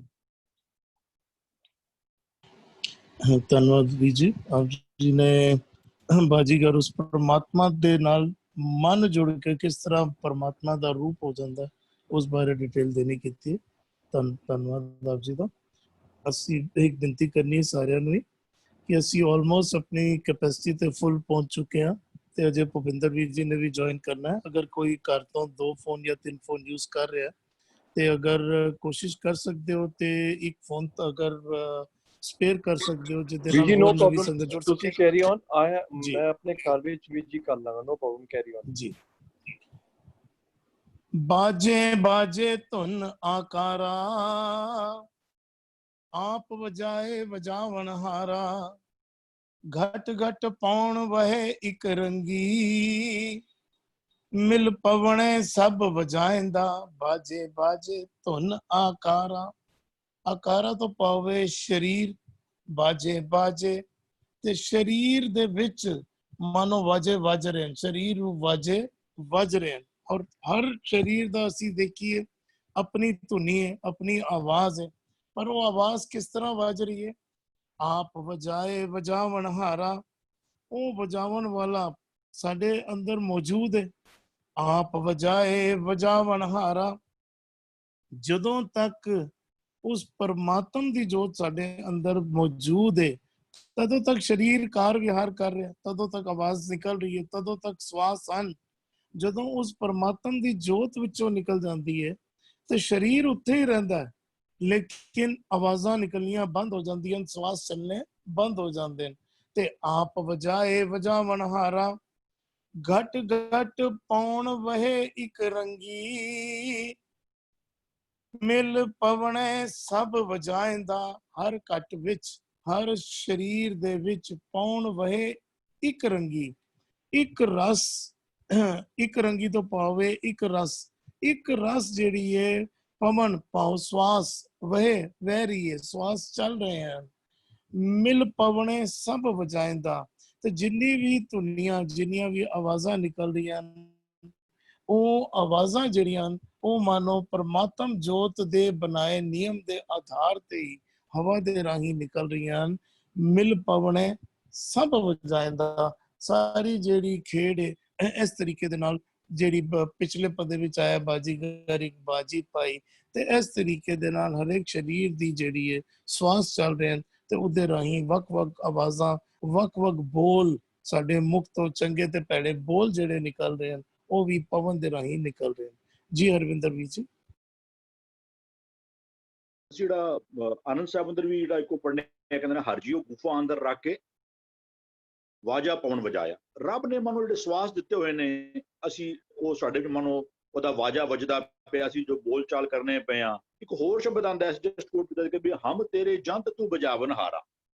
ਰੱਬ ਨੇ ਨਾ ਸਾਡੇ ਅੰਦਰ ਮਨੋਂ ਉਹ ਸਵਾਸਾਂ ਦਾ ਵਾਜਾ ਜਿਹੜਾ ਨਾ ਉਹ ਵਜਾ ਕੇ ਰੱਖਿਆ ਹੋਇਆ ਹੈ। ਬਾਜੇ ਬਾਜੇ ਧੁਨ ਆਕਾਰਾ, ਆਕਾਰ ਸਰੀਰ ਨੂੰ ਕਿਹਾ ਜਾ ਰਿਹਾ, ਜਿਤਨੇ ਜੀ ਨੇ, ਤੇ ਉਹਨਾਂ ਵਿੱਚ ਪਰਮਾਤਮਾ ਦਾ ਜਿਹੜਾ ਵਾਜਾ ਹੈ ਉਹ ਮਨੋਂ ਉਹ ਵੱਜਦਾ ਪਿਆ, ਸਵਾਸਾਂ ਰੂਪੀ ਵਾਜਾ ਜਿਹੜਾ ਵੱਜਦਾ ਪਿਆ। ਕਹਿੰਦਾ ਆਪ ਵਜਾਏ ਵਜਾਵਨ ਹਾਰਾ। ਇਹ ਖੇਡ ਜਿਹੜੀ ਹੈ ਨਾ ਵੀ ਇਹ ਸਵਾਸ ਦੇਣੇ, ਸਵਾਸ ਦੇ ਨਾਲ ਕਿਸੇ ਨੂੰ ਟਿਕਾਈ ਰੱਖਣਾ, ਇਹ ਉਸ ਮਾਲਕ ਨੇ ਆਪਣੀ ਖੇਡ ਬਣਾਈ ਹੋਈ ਹੈ। ਤੇ ਘਟ ਘਟ ਪਾਉਣ ਵਹਿ ਇੱਕ ਰੰਗੀ, ਉਹ ਇੱਕ ਰੰਗੀ ਪਾਓ ਜੋ ਹਰ ਥਾਂ ਦੇ ਉੱਤੇ ਪੂਰਨ ਤੌਰ ਤੇ ਵਿਆਪਕ ਪਰਮਾਤਮਾ ਜੋ ਇੱਕ ਰਸ ਵਿਆਪਕ ਹੈ, ਉਹਦੀ ਬਣਾਈ ਹੋਈ ਹੈ ਪੌਣ, ਉਹਦੀ ਬਣਾਈ ਹੋਈ ਹੈ ਜਿਹੜੀ ਸਵਾਸਾਂ ਰੂਪੀ ਜਿਹੜੀ ਹੈ ਜਿਹੜੀ ਲੜੀ ਚੱਲਦੀ ਪਈ ਹੈ, ਉਹ ਹਰ ਇੱਕ ਸਰੀਰ ਵਿੱਚ ਜਿਹੜਾ ਨਾ ਉਹ ਪੌਣ ਚਲਦੀ ਜਾਂਦੀ ਪਈ ਹੈ। ਕਹਿੰਦਾ ਮਿਲ ਪਾਉਣੇ ਸਭ ਵਜਾਇੰਦਾ, ਉਹ ਆਪ ਪਰਮਾਤਮਾ ਸਾਡੇ ਵਿੱਚ ਸਾਰਿਆਂ ਵਿੱਚ ਆਪ ਟਿਕ ਕੇ ਜੋ ਸਵਾਸ ਉਹਨੇ ਆਪ ਪੈਦਾ ਕੀਤੇ ਹੋਏ ਨੇ, ਉਹਨਾਂ ਦੇ ਨਾਲ ਸਾਡੇ ਜੀਵ ਵਿੱਚ ਬਹਿ ਕੇ ਉਹ ਸਾਰਾ ਸਵਾਸਾਂ ਦਾ ਜਿਹੜਾ ਵਾਜਾ ਹੈ ਉਹ ਆਪ ਵਜਾਈ ਜਾਂਦਾ ਪਿਆ। ਹਾਂਜੀ ਵੀਰ ਜੀ। ਧੰਨਵਾਦ ਹਰਵਿੰਦਰ ਵੀਰ ਜੀ। ਜੀ ਭੂਆ ਜੀ। ਹਾਂਜੀ, ਬਾਜੇ ਬਾਜੇ ਧੁਨ ਆਕਾਰਾ, ਆਪ ਵਜਾਏ ਵਾਜਨ ਹਾਰਾ। ਉਹ ਜਿਹੜਾ ਬਾਜੀਗਰ ਸੀ, ਉਹ ਮਨ ਜਿਹੜਾ ਇਨਟਿਊਨਡ ਹੋ ਗਿਆ ਸੀ ਉਸ ਇੱਕ ਦੇ ਨਾਲ, ਉਹਦੇ ਸਿੱਖਿਆ ਦੇ ਨਾਲ। ਹੁਣ ਕਿਹੜੀ ਧੁਨੀ ਵੱਜ ਰਹੀ ਅੰਦਰ? ਧੁਨ ਨੂੰ ਕਿਹਾ ਜਾਂਦਾ ਸ਼ਬਦ, ਨਾਦ, ਸੁਰ, ਗਿਆਨ, ਧਿਆਨ, ਇੱਕ ਗੁਣ। ਇਹ ਉਸ ਦਾ ਅਰਥ ਹੈਗਾ ਧੁਨ ਦਾ। ਤੋ ਜਿਹੜਾ ਬਾਜੀਗਰ, ਜਿਹੜਾ ਮਨ ਹੈਗਾ ਜੋ ਬਾਜੀਗਰ ਦਾ ਰੂਪ ਪ੍ਰਾਪਤ ਕਰ ਲਿੱਤਾ ਹੈ, ਉਹਦੇ ਅੰਦਰ, ਉਸ ਸ੍ਰਿਸ਼ਟੀ ਦੇ ਅੰਦਰ ਕਿਹੜੀ ਧੁਨ ਵੱਜਦੀ ਪਈ ਹੈ? ਇਸ ਗਿਆਨ ਦੀ, ਧਿਆਨ ਦੀ, ਇੱਕ ਦੀ, ਗੁਣਾਂ ਦੀ, ਸਿੱਖਿਆ ਦੀ। ਇਹ ਪੂਰਾ ਦਰਵਾਜ਼ਾ ਵੱਜਦਾ ਪਿਆ। ਔਰ ਫਿਰ ਇੱਕ ਵਜਾਣ ਵਾਲਾ ਕੌਣ ਹੈ? ਉਹ ਆਪ ਹੁਣ ਜਿਹੜਾ ਮਨ ਬਾਜੀਗਰ ਬਣ ਚੁੱਕਾ ਹੈ। ਔਰ ਜਦੋਂ ਇਹ ਵਜਾਂਦਾ ਤੇ ਦੇਖਦਾ ਕਿ ਪੂਰੇ ਘਟ ਘਟ ਪਾਉਣ ਵਹੇ ਇੱਕ ਰੰਗੀ, ਇੱਕ ਇੱਕ ਇੰਦਰੀਆਂ, ਇੱਕ ਇੱਕ ਅੰਗਾਂ ਦੇ ਅੰਦਰ, ਮਨ ਦੇ ਅੰਦਰ, ਇਹ ਪੂਰੀ ਤਰ੍ਹਾਂ ਇੱਕ it is a total flow, ਲਗਾਤਾਰ ਇੱਕ ਫਲੋ ਹੈ। ਕਿਸ ਦਾ ਪੌਣ? ਪੌਣ ਕੀ ਹੈ? ਗੁਰੂ, ਹਵਾ, ਗੁਣ, ਗਿਆਨ। ਇਹ ਜਿੱਦ ਤੱਕ ਕਿਸ ਚੀਜ਼ ਦੀ ਕਹਿੰਦੇ there's a flow of this energy of ਕਿਸ ਚੀਜ਼ ਦਾ? ਉਹਦੇ ਗੁਣਾਂ ਦਾ, ਉਸਦੇ ਗਿਆਨ ਦਾ, ਉਹਦੀ ਸਿੱਖਿਆ ਦਾ। ਕਿੱਥੇ ਜਾ ਰਿਹਾ? ਇੱਕ ਇੱਕ ਅੰਗ, ਇੱਕ ਇੱਕ ਇੰਦਰੀਆਂ ਨੂੰ ਜਾ ਰਿਹਾ ਹੈ। ਔਰ ਮਿਲ ਪਵਣੇ ਸਭ ਵਜਾਏਦਾ, ਤੇ ਸਾਰੇ ਅੰਗ, ਸਾਰੀਆਂ ਇੰਦਰੀਆਂ, ਮਨ ਪੂਰੀ ਤਰ੍ਹਾਂ ਇਨਟਿਊਨਡ ਹੋ ਕੇ ਤੇ ਕੀ ਵਜਾ ਰਹੇ ਹੈਗੇ? ਉਸ ਇੱਕ ਦੀ ਸ਼ੋਭਾ, ਉਸ ਇੱਕ ਦੀ ਪ੍ਰੇਜ਼ਸ। ਉਸ ਇੱਕ ਦੀ ਸਿੱਖਿਆ, ਉਸ ਇੱਕ ਦੇ ਗੁਣਾ, ਕਿਉਂਕਿ ਇਹ ਮਨ ਹੁਣ ਪੂਰੀ ਤਰ੍ਹਾਂ ਬਾਜੀਗਰ ਬਣ ਚੁੱਕਾ ਹੈ। ਹਾਂਜੀ ਹਾਂਜੀ ਭੂਆ ਜੀ, ਧੰਨਵਾਦ ਆਪ ਜੀ ਦਾ। ਆਪ ਜੀ ਨੇ ਪਾਉਣ ਨੂੰ ਗੁਰੂ ਦੇ ਨਾਲ ਪਾਉਣ ਗੁਰੂ, ਜਿਸ ਤਰ੍ਹਾਂ ਅਸੀਂ ਜਪਜੀ ਸਾਹਿਬ ਸ਼ਲੋਕ ਵਿੱਚ ਵੀ ਪੜ੍ਹਦੇ ਹਾਂ, ਉਸ ਦੇ ਨਾਲ ਰਿਲੇਟ ਕਰਕੇ ਕਿਸ ਤਰੀਕੇ ਦੇ ਨਾਲ ਮਨ ਸਿੱਖਿਆਵਾਂ ਦਿੰਦੀਆਂ ਸਾਰੇ ਆਪਣੇ ਇੰਦਰੀਆਂ ਨੂੰ, ਬੜੀ ਖੂਬਸੂਰਤੀ ਨਾਲ ਆਪਣੇ ਰਿਲੇਟ ਕਰਕੇ ਸਮਝਾਣਾ ਕੀਤਾ। ਧੰਨਵਾਦ ਆਪ ਜੀ ਦਾ। ਭੁਪਿੰਦਰ ਵੀਰ ਜੀ ਨੇ ਜੁਆਇਨ ਕੀਤਾ ਹੈ। ਜੀ ਆਇਆਂ ਨੂੰ ਵੀਰ ਜੀ। ਆਪ ਜੀ ਵਿਚਾਰ ਦੇਣਾ ਚਾਹੋਗੇ ਉਹਨੇ? ਵੀਰ ਜੀ ਭੁਪਿੰਦਰ ਪਹਿਲੇ ਵੀਰ ਜੀ, ਸੁਖਿੰਦਰ ਵੀਰ ਜੀ ਦੇ ਲੈਣ। ਠੀਕ ਹੈ। ਸੁਖਿੰਦਰ ਵੀਰ ਜੀ ਆਪ ਜੀ ਵਿਚਾਰ ਦੇ ਦਿਓ, ਫਿਰ ਭੁਪਿੰਦਰ ਵੀਰ ਜੀ ਫਿਰ ਦੇ ਦੇਣ। ਹਾਂਜੀ ਵੀਰ ਜੀ। ਵੀਰ ਜੀ, ਆਪਾਂ ਪਿਛਲਾ ਸ਼ਬਦ ਜਿਹੜਾ ਕੁਝ ਦਿਨ ਪਹਿਲਾਂ ਡਿਸਕਸ ਕਰਕੇ ਆਏ ਸੀ ਨਾ, ਉੱਥੇ ਆਕਾਰਾ ਲਫ਼ਜ਼ ਨੂੰ ਸਤਿਗੁਰੂ ਜੀ ਨੇ ਆਪ ਹੀ ਖੋਲ ਕੇ ਸਾਡੇ ਅੱਗੇ ਰੱਖਿਆ ਸੀ। ਭਾਵ ਆਕਾਰਾ ਦੀ ਡੈਫੀਨੇਸ਼ਨ ਦਿੱਤੀ ਸੀ, ਜੋ ਹਰਵਿੰਦਰ ਵੀਰ ਜੀ ਨੇ ਵੀ ਹੁਣੇ ਕੋਟ ਕੀਤਾ ਸੀ ਕਿ ਕਾਇਆ ਨਾਲ ਰਿਲੇਟਡ ਇਹ ਸ਼ਬਦ ਆ ਰਿਹਾ। ਬਿਲਕੁਲ ਠੀਕ ਹੈ। ਸਤਿਗੁਰੂ ਜੀ ਨੇ ਪਿਛਲੇ ਸ਼ਬਦ ਵਿੱਚ ਸਾਨੂੰ ਇਹ ਤੁਕ ਸਾਡੇ ਨਾਲ ਸਾਂਝੀ ਕੀਤੀ ਸੀ ਕਿ ਕਾਇਆ ਕੋਟ ਹੈ ਆਕਾਰਾ। ਇਹ ਜਿਹੜੀ ਉੱਪਰ ਜਿਸ ਨੂੰ ਆਖਦੇ ਨਾ ਓੰਕਾਰ ਸਭ ਸ੍ਰਿਸ਼ਟ ਉਪਾਈ, ਇਹ ਸ੍ਰਿਸ਼ਟ ਅੰਦਰ ਕਾਇਆ ਰੂਪੀ ਸ੍ਰਿਸ਼ਟੀ ਜਿਹੜੀ ਸਜਦੀ ਹੈ, ਕਾਇਆ ਦਾ ਹੀ ਆਕਾਇਆ ਨੂੰ ਹੀ ਆਕਾਰ ਬੋਲਿਆ ਗਿਆ। ਇਹਦੇ ਇਹੀ ਆਕਾਰ ਹੁਕਮ ਵਿੱਚ ਜਦੋਂ ਸਜਦਾ ਨਾ, ਉਸ ਨੂੰ ਕਹਿੰਦੇ ਨੇ ਹੁਕਮੀ ਹੋਵਣ ਆਕਾਰ। ਜਿਹੜਾ ਇੱਥੇ ਲਫ਼ਜ਼ ਆ ਰਿਹਾ ਨਾ ਆਕਾਰਾ, ਇਹ ਕਹਿੰਦੇ ਨੇ ਕਾਇਆ ਕੋਟ ਹੈ ਆਕਾਰਾ। ਕਾਇਆ ਦੇ ਵਿੱਚ ਜਿਹੜਾ ਇਹ ਆਕਾਰ, ਇਹ ਕਾਇਆ ਰੂਪੀ ਅੰਦਰ ਜਿਹੜਾ ਆਕਾਰ ਸਜਦਾ ਹੈ ਨਾ, ਕਾਇਆ ਦੇ ਵਿੱਚ ਜਿਹੜੀ ਅੰਦਰਲੀ ਸ੍ਰਿਸ਼ਟੀ ਸਜਦੀ ਹੈ ਉਸ ਨੂੰ ਆਕਾਰ ਬੋਲਿਆ ਜਾਂਦਾ ਹੈ। ਕਾਇਆ ਰੂਪੀ ਸ੍ਰਿਸ਼ਟੀ ਨੂੰ ਗੁਰਬਾਣੀ ਆਕਾਰ ਬੋਲਦੀ ਹੈ। ਇਸੇ ਨੂੰ ਹੀ ਆਪਕੇ ਕਹਿੰਦੇ ਨੇ ਸ੍ਰਿਸ਼ਟ ਸਜਦੀ, ਜਿਹੜੀ ਅੰਦਰ ਵਾਲੀ ਸ੍ਰਿਸ਼ਟੀ ਦੀ ਗੱਲ ਚੱਲ, ਕਹਿੰਦੇ ਨੇ ਕਾਇਆ ਕੋਟ ਹੈ ਆਕਾਰਾ। ਦੂਜੇ ਪਾਸੇ ਕਹਿੰਦੇ ਨੇ ਇਹ ਹੁਕਮੀ ਹੋਵਣ ਆਕਾਰ। ਜਦੋਂ ਇਹ ਆਕਾਰ ਹੁਕਮ ਵਿੱਚ ਹੁੰਦਾ ਨਾ, ਤਾਂ ਇਹਨੂੰ ਕਹਿੰਦੇ ਨੇ ਸੱਚੀ ਤੇਰੀ ਕੁਦਰਤ। ਅਦਰਵਾਈਜ਼ ਕੋਈ ਇਹ ਕਿਹੜੀ ਕੁਦਰਤ ਹੁੰਦੀ ਹੈ, ਇਸ ਨੂੰ ਕਹਿੰਦੇ ਨੇ ਕੂੜ ਸਭ ਸੰਸਾਰ। ਉਹਦੇ ਚ ਕੂੜ ਹੀ ਰਾਜਾ ਹੁੰਦਾ ਹੈ, ਕੂੜ ਹੀ ਪ੍ਰਜਾ ਹੁੰਦਾ ਹੈ, ਕੂੜ ਹੀ ਸਭ ਸੰਸਾਰ ਹੁੰਦਾ ਹੈ। ਲੇਕਿਨ ਇਹ ਜਿਹੜਾ ਹੁਣ ਆਕਾਰ ਸਤਿਗੁਰੂ ਜੀ ਇੱਥੇ ਦੱਸ ਰਹੇ ਨੇ ਸਾਨੂੰ, ਇਹ ਆਕਾਰ ਦੇ ਵਿੱਚ ਦੇਖੋ, ਬਾਹਰਲੀ ਦੁਨੀਆ ਦੇ ਵਿੱਚ ਵੀ ਹਰ ਜਗ੍ਹਾ ਤੇ ਹਰ ਵਕਤ ਪੌਣ ਵਗ ਰਹੀ ਹੈ। ਇਹੀ ਬਾਹਰਲੀ ਦੁਨਿਆਵੀ ਜੀਵਾਂ ਨੂੰ, ਸਾਨੂੰ ਸਾਰਿਆਂ ਨੂੰ ਇਹ ਆਕਸੀਜਨ, ਜਿਸ ਨੂੰ ਪਵਨ ਵੀ ਕਹਿੰਦੇ ਨੇ, ਹਵਾ ਵੀ ਕਹਿੰਦੇ ਨੇ, ਇਹ ਜਿੰਦਾ ਰੱਖ ਰਹੀ ਹੈ। ਪਵਨ ਤੋਂ ਬਿਨਾਂ ਅਸੀਂ ਜਿੰਦੇ ਨਹੀਂ ਰਹਿ ਸਕਦੇ। ਇਸੇ ਤਰ੍ਹਾਂ ਸੇਮ ਸਤਿਗੁਰੂ ਕਹਿੰਦੇ ਨੇ ਜਿਹੜੇ ਤੁਹਾਡੀ ਮਤ ਹੈ ਨਾ, ਜਿਹੜੇ ਸਾਡੇ ਅੰਦਰ ਮਨ ਹੈ, ਮਨ ਨੂੰ ਸਾਡੀ ਸੁਰਤ ਨੂੰ ਮਤ ਪ੍ਰਾਪਤ ਹੁੰਦੀ ਹੈ ਤੇ ਮਨ ਨੂੰ ਬੁੱਧ ਪ੍ਰਾਪਤ ਹੁੰਦੀ ਹੈ। ਤੇ ਗੁਰਬਾਣੀ ਕਹਿੰਦੀ ਹੈ ਜਿਹੜੀ ਗੁਰੂ ਦੀ ਮਤ ਹੈ ਨਾ, ਉਹ ਸਾਡੇ ਵਾਸਤੇ ਹੈ ਪਵਨ। ਪਵਨ ਹੈ ਸਾਡੀ ਗੁਰੂ। ਗੁਰੂ ਦੀ ਮਤ ਨੂੰ ਪਵਨ ਆਖਿਆ ਜਾਂਦਾ। ਕਹਿੰਦੇ ਨੇ ਗੁਰੂ ਦੀ ਮਤ ਅਗਰ ਅਸੀਂ ਨਹੀਂ ਲਵਾਂਗੇ ਤਾਂ ਇਸ ਪਾਉਣ ਤੋਂ ਬਿਨਾਂ ਸਾਡੇ ਅੰਦਰ ਮਤ ਮਰ ਜਾਂਦੀ ਹੈ। ਸਾਡੀ ਮਤ ਮਰ ਜਾਂਦੀ ਹੈ, ਭਾਵ ਸਾਡੇ ਜਿਹੜੇ ਚੰਗੇ ਵਿਚਾਰ ਹੈ ਨਾ, ਉਸ ਤੋਂ ਅਸੀਂ ਮਰਨ ਲੱਗ ਜਾਂਦੇ ਹਾਂ, ਸਾਡੇ ਵਿੱਚ ਅਵਗੁਣ ਵਧਣ ਲੱਗ ਜਾਂਦੇ ਹਨ। ਇਸ ਨੂੰ ਕਹਿੰਦੇ ਨੇ ਸਾਜਨ ਚਲੇ ਪਿਆਰਿਆ ਕਿਉਂ ਮੇਲਾ ਹੋਈ। ਸਾਜਨ ਸਾਡੇ ਚੰਗੇ ਜਿਹੜੇ ਸਾਡੇ ਅੰਦਰ ਗੁਣ ਨੇ ਨਾ, ਉਹ ਚਲੇ ਜਾਣ ਲੱਗ ਜਾਂਦੇ ਹਨ ਸਾਡੇ ਅੰਦਰ। ਅੱਛਾ, ਇੱਥੇ ਜਿਹੜੀ ਗੱਲ ਸਤਿਗੁਰੂ ਜੀ ਕਰ ਰਹੇ ਨੇ ਹੁਣ, ਘਟ ਪੌਣ ਵਹਿ ਇੱਕ ਰੰਗੀ। ਪਵਨ ਕਹਿੰਦੇ ਨੇ ਮਤ ਨੂੰ। ਗੁਰਬਾਣੀ ਵਿੱਚ ਇੱਕ ਹੋਰ ਵੀ ਸ਼ਬਦ ਆਉਂਦਾ ਹੈ, ਕਹਿੰਦੇ ਨੇ ਗੁਰਮੁਖ ਧਰਤੀ, ਗੁਰਮੁਖ ਪਾਣੀ, ਗੁਰਮੁਖ ਪੌਣ ਬੈਸੰਤਰ ਖੇਲਾ ਵਿਡਾਣੀ। ਇਹ ਜਿਹੜਾ ਸਾਰਾ ਅੰਦਰਲਾ ਖੇਡ ਹੈ ਨਾ, ਜਿਹੜਾ ਹੁਣ ਇਹ ਬਾਜ਼ੀਗਰ ਅੰਦਰਲੀ ਖੇਡ, ਬਾਜ਼ੀਗਰ ਨੇ ਜਿਹੜੀ ਅੰਦਰਲੀ ਖੇਲ ਤਮਾਸ਼ਾ ਹੁਣ ਸ਼ੁਰੂ ਕੀਤਾ, ਜਿਸ ਨੂੰ ਕਹਿੰਦੇ ਨੇ ਨਾ ਬਾਜ਼ੀਗਰ ਇੱਕ ਖੇਲ, ਬਾਜ਼ੀਗਰ ਡੰਕ ਵਜਾਈ। ਪਿਛਲੇ ਸ਼ਬਦ ਵੀ ਬਾਜ਼ੀਗਰ ਇੱਕ ਬਾਜ਼ੀ ਪਈ।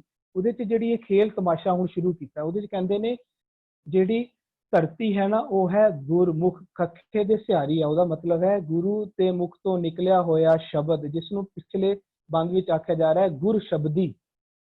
ਕਹਿੰਦੇ ਨੇ ਜਿਹੜੀ ਹੁਣ ਅੰਦਰਲੀ ਸ੍ਰਿਸ਼ਟੀ ਹੈ ਨਾ, ਇਹਦੇ ਵਿੱਚ ਗੁਰੂ ਦਾ ਸ਼ਬਦ ਹੀ ਧਰਤੀ ਹੈ, ਗੁਰੂ ਦਾ ਸ਼ਬਦ ਹੀ ਪਾਣੀ ਹੈ, ਗੁਰੂ ਦਾ ਸ਼ਬਦ ਹੀ, ਜਿਸ ਨੂੰ ਆਪਾਂ ਕਹਿੰਦੇ ਗੁਰਮੁਖ ਧਰਤੀ, ਗੁਰਮੁਖ ਪਾਣੀ। ਅੱਗੇ ਲਫ਼ਜ਼ ਆਉਂਦਾ ਹੈ ਗੁਰਮੁਖ ਪੌਣ ਬੈਸੰਤਰ ਖੇਲਾ ਵਿਡਾਣੀ। ਖੇਲਾ, ਇਹ ਜਿਹੜੇ ਹੁਣ ਅੰਦਰਲੀ ਖੇਡ ਚੱਲ ਰਹੀ ਹੈ ਬਾਜ਼ੀ ਦੀ, ਗੁਰਮੁਖ ਦਾ ਭਾਵ ਗੁਰੂ ਦੇ ਮੁਖ ਤੋਂ ਨਿਕਲਿਆ ਹੋਇਆ ਗੁਰ ਸ਼ਬਦ, ਜਿਸ ਨੂੰ ਪਿਛਲੇ ਸ਼ਬਦ ਸਤਿਗੁਰੂ ਕਹਿ ਰਹੇ ਨੇ ਸਦਾ ਅਲਿਪਤ ਰਹਿ ਗੁਰ ਸ਼ਬਦੀ। ਗੁਰੂ ਦੇ ਸ਼ਬਦ ਦੀ ਪੌਣ ਹੁਣ ਸਾਰੇ ਜੀਆਂ ਜਨਤਾ ਵਿੱਚ, ਜਿਸ ਨੂੰ ਇੱਕ ਰੰਗੀ ਕਹਿ ਰਹੇ ਨੇ। ਪਹਿਲਾਂ ਇਹਨਾਂ ਸਾਰਿਆਂ ਦੀ ਆਪਣੀ ਪਵਨ ਸੀ, ਭਾਵ ਆਪਣੀ ਮੱਤ ਸੀ। ਇਸ ਨੂੰ ਗੁਰਬਾਣੀ ਵਿੱਚ ਕਹਿੰਦੇ ਨੇ ਜੀ ਜਾਤ ਰੰਗਾ ਕੇ ਨਾਮ। ਇਹ ਕਈ ਨਾਵਾਂ ਨੂੰ ਇਹਨਾਂ ਨੇ ਆਪਣੇ ਕਈ ਨਾਵਾਂ ਦੇ ਕਈ ਰੰਗਾਂ ਦੇ ਸੀ। ਇਹਨਾਂ ਨੇ ਇੱਕ ਰੰਗ ਸਤਿਗੁਰੂ ਜੀ ਦੇ ਮਜੀਠ ਦਾ ਰੰਗ ਨਹੀਂ ਸੀ ਕੀ ਕਹਿੰਦੇ ਧਾਰਨ ਕੀਤਾ ਹੋਇਆ। ਇਹਨਾਂ ਦੇ ਆਪਣੇ ਆਪਣੇ ਰੰਗ ਸੀ। ਭਾਵ ਇਹ ਆਪਣੀ ਆਪਣੀ ਪਵਨ ਵਿੱਚ, ਭਾਵ ਆਪਣੀ ਆਪਣੀ ਹਵਾ ਵਿੱਚ ਉੱਡਦੇ ਸਨ। ਆਪਾਂ ਵੀ ਕਿਸੇ ਨੂੰ ਜਦੋਂ ਬੰਦਾ ਕੋਈ ਕਹਿੰਦਾ ਨਾ, ਕਹਿੰਦਾ ਇਹ ਤਾਂ ਆਪਣੀ ਹਵਾ ਵਿੱਚ ਉੱਡਦਾ ਪਿਆ, ਭਾਵ ਆਪਣੀ ਮੱਤ ਵਿੱਚ ਉੱਡਦਾ ਰਹਿੰਦਾ। ਉਹ ਅਸੀਂ ਲਫ਼ਜ਼ ਯੂਜ਼ ਕਰਦੇ ਹਾਂ। ਇਹ ਜਦੋਂ ਹਰ ਇੱਕ ਆਪਣੇ ਆਪਣੇ ਮੱਤ ਵਿੱਚ ਜੀਂਦੇ ਸਨ ਨਾ ਸਾਰੇ, ਉਸੇ ਨੂੰ ਹੀ ਉਰੇ ਸਤਿਗੁਰੂ ਕਹਿ ਰਹੇ ਨੇ ਜਦੋਂ ਇਹ ਅੰਦਰ ਵਾਲੇ ਬਾਜ਼ੀਗਰ ਨੇ ਅੰਦਰ ਬਾਜ਼ੀ ਪਾਈ, ਜਿਸ ਨੂੰ ਕਹਿੰਦੇ ਨੇ ਖੇਲ ਤਮਾਸ਼ਾ ਸ਼ੁਰੂ ਕੀਤਾ। ਕਹਿੰਦੇ ਨੇ ਹੁਣ ਇਹਨਾਂ ਸਾਰਿਆਂ ਦੀ ਪਵਨ ਪਤਾ ਕੀ ਹੋਈ? ਗੁਰੂ ਦੀ ਸ਼ਬਦ ਹੀ ਧਰਤੀ ਬਣੀ ਇਹਨਾਂ ਦੀ, ਗੁਰੂ ਦੀ ਸ਼ਬਦ ਹੀ ਇਹਨਾਂ ਦਾ ਪਾਣੀ ਬਣਿਆ, ਗੁਰੂ ਦਾ ਸ਼ਬਦ ਹੀ ਇਹਨਾਂ ਦੀ ਹੁਣ ਪੌਣ ਹੈ, ਗੁਰੂ ਦਾ ਸ਼ਬਦ ਹੀ ਬਸੰਤਰ ਹੈ। ਇਹ ਕਹਿੰਦੇ ਨੇ ਸਾਰੇ ਹੁਣ ਖੇਲਾ ਵਿਡਾਣੀ, ਇਹ ਸਾਰਾ ਵਿਡਾਨ, ਇਹ ਅੰਦਰਲੀ ਸਾਰੀ ਸ੍ਰਿਸ਼ਟੀ ਹੁਣ ਖੇਡ ਰਹੇ ਨੇ ਗੁਰੂ ਦੇ ਸ਼ਬਦ ਦੇ ਵਿੱਚ ਹੀ ਆਪਣੀ ਬਾਜੀ ਨੂੰ, ਆਪਣੀ ਜੀਵਨ ਰੂਪੀ ਬਾਜੀ ਨੂੰ ਗੁਰੂ ਦੇ ਸ਼ਬਦ ਦੇ ਨਾਲ ਖੇਡ ਰਹੇ ਨੇ। ਔਰ ਇਹ ਅੰਦਰ ਸ਼ਬਦ ਵਜਾ ਕੋੜ ਰਿਹਾ, ਜਿਸ ਨੂੰ ਕਹਿ ਰਹੇ ਨੇ ਆਪ ਵਜਾਏ ਵਜਾਵਣਾ ਰਾ। ਕਿਹੜਾ? ਉਹ ਮਨ ਜਿਹੜਾ ਹੁਣ ਟਰਾਂਸਫਾਰਮ ਹੋ ਕੇ ਜਿਸ ਨੇ ਆਪਣੀ ਹੁਕਮੀ ਹੋਵਨ ਇਹ ਆਕਾਰ ਕਰ ਲਿੱਤਾ ਹੋਇਆ, ਜਿਸ ਨੂੰ ਕਹਿੰਦੇ ਨੇ ਸੋ ਦਰ ਤੇਰਾ ਕਿਹਾ ਸੋ ਘਰ ਕਿਹਾ। ਉਹ ਕਿਹੜਾ ਘਰ? ਆਪਾਂ ਪਿਛਲੇ ਬੰਦ ਚ ਡਿਸਕਸ ਕਰਕੇ ਆਏ ਆ, ਕਾਇਆ ਮਹਿਲ ਮੰਦਰ ਘਰ ਹਰ ਕਾ। ਜਿਹੜੇ ਮਨ ਨੂੰ ਅੰਦਰ ਵਸਦੇ ਕਾਇਆ ਮੰਦਰ ਘਰ ਦੇ ਵਿੱਚ, ਜਿਸ ਨੂੰ ਉਹ ਅੰਦਰ ਜਾ ਕੇ ਟਿਕ ਗਿਆ ਹੈ। ਘਰ ਮੈਂ ਘਰ ਜੋ ਦੇਖ ਦਿਖਾਵਾ ਹੈ, ਉਸਨੇ ਉਹ ਦੇਖ ਕੇ ਦਿਖਾਣਾ ਵੀ ਸ਼ੁਰੂ ਕਰ ਦਿੱਤਾ ਦੂਜਿਆਂ ਨੂੰ ਅੰਦਰ, ਬਾਕੀ ਜੀਆਂ ਜਨਤਾ ਨੂੰ ਵੀ ਉਸ ਘਰ ਦੇ ਵਿੱਚ ਲਿਜਾ ਰਿਹਾ ਹੌਲੀ ਹੌਲੀ।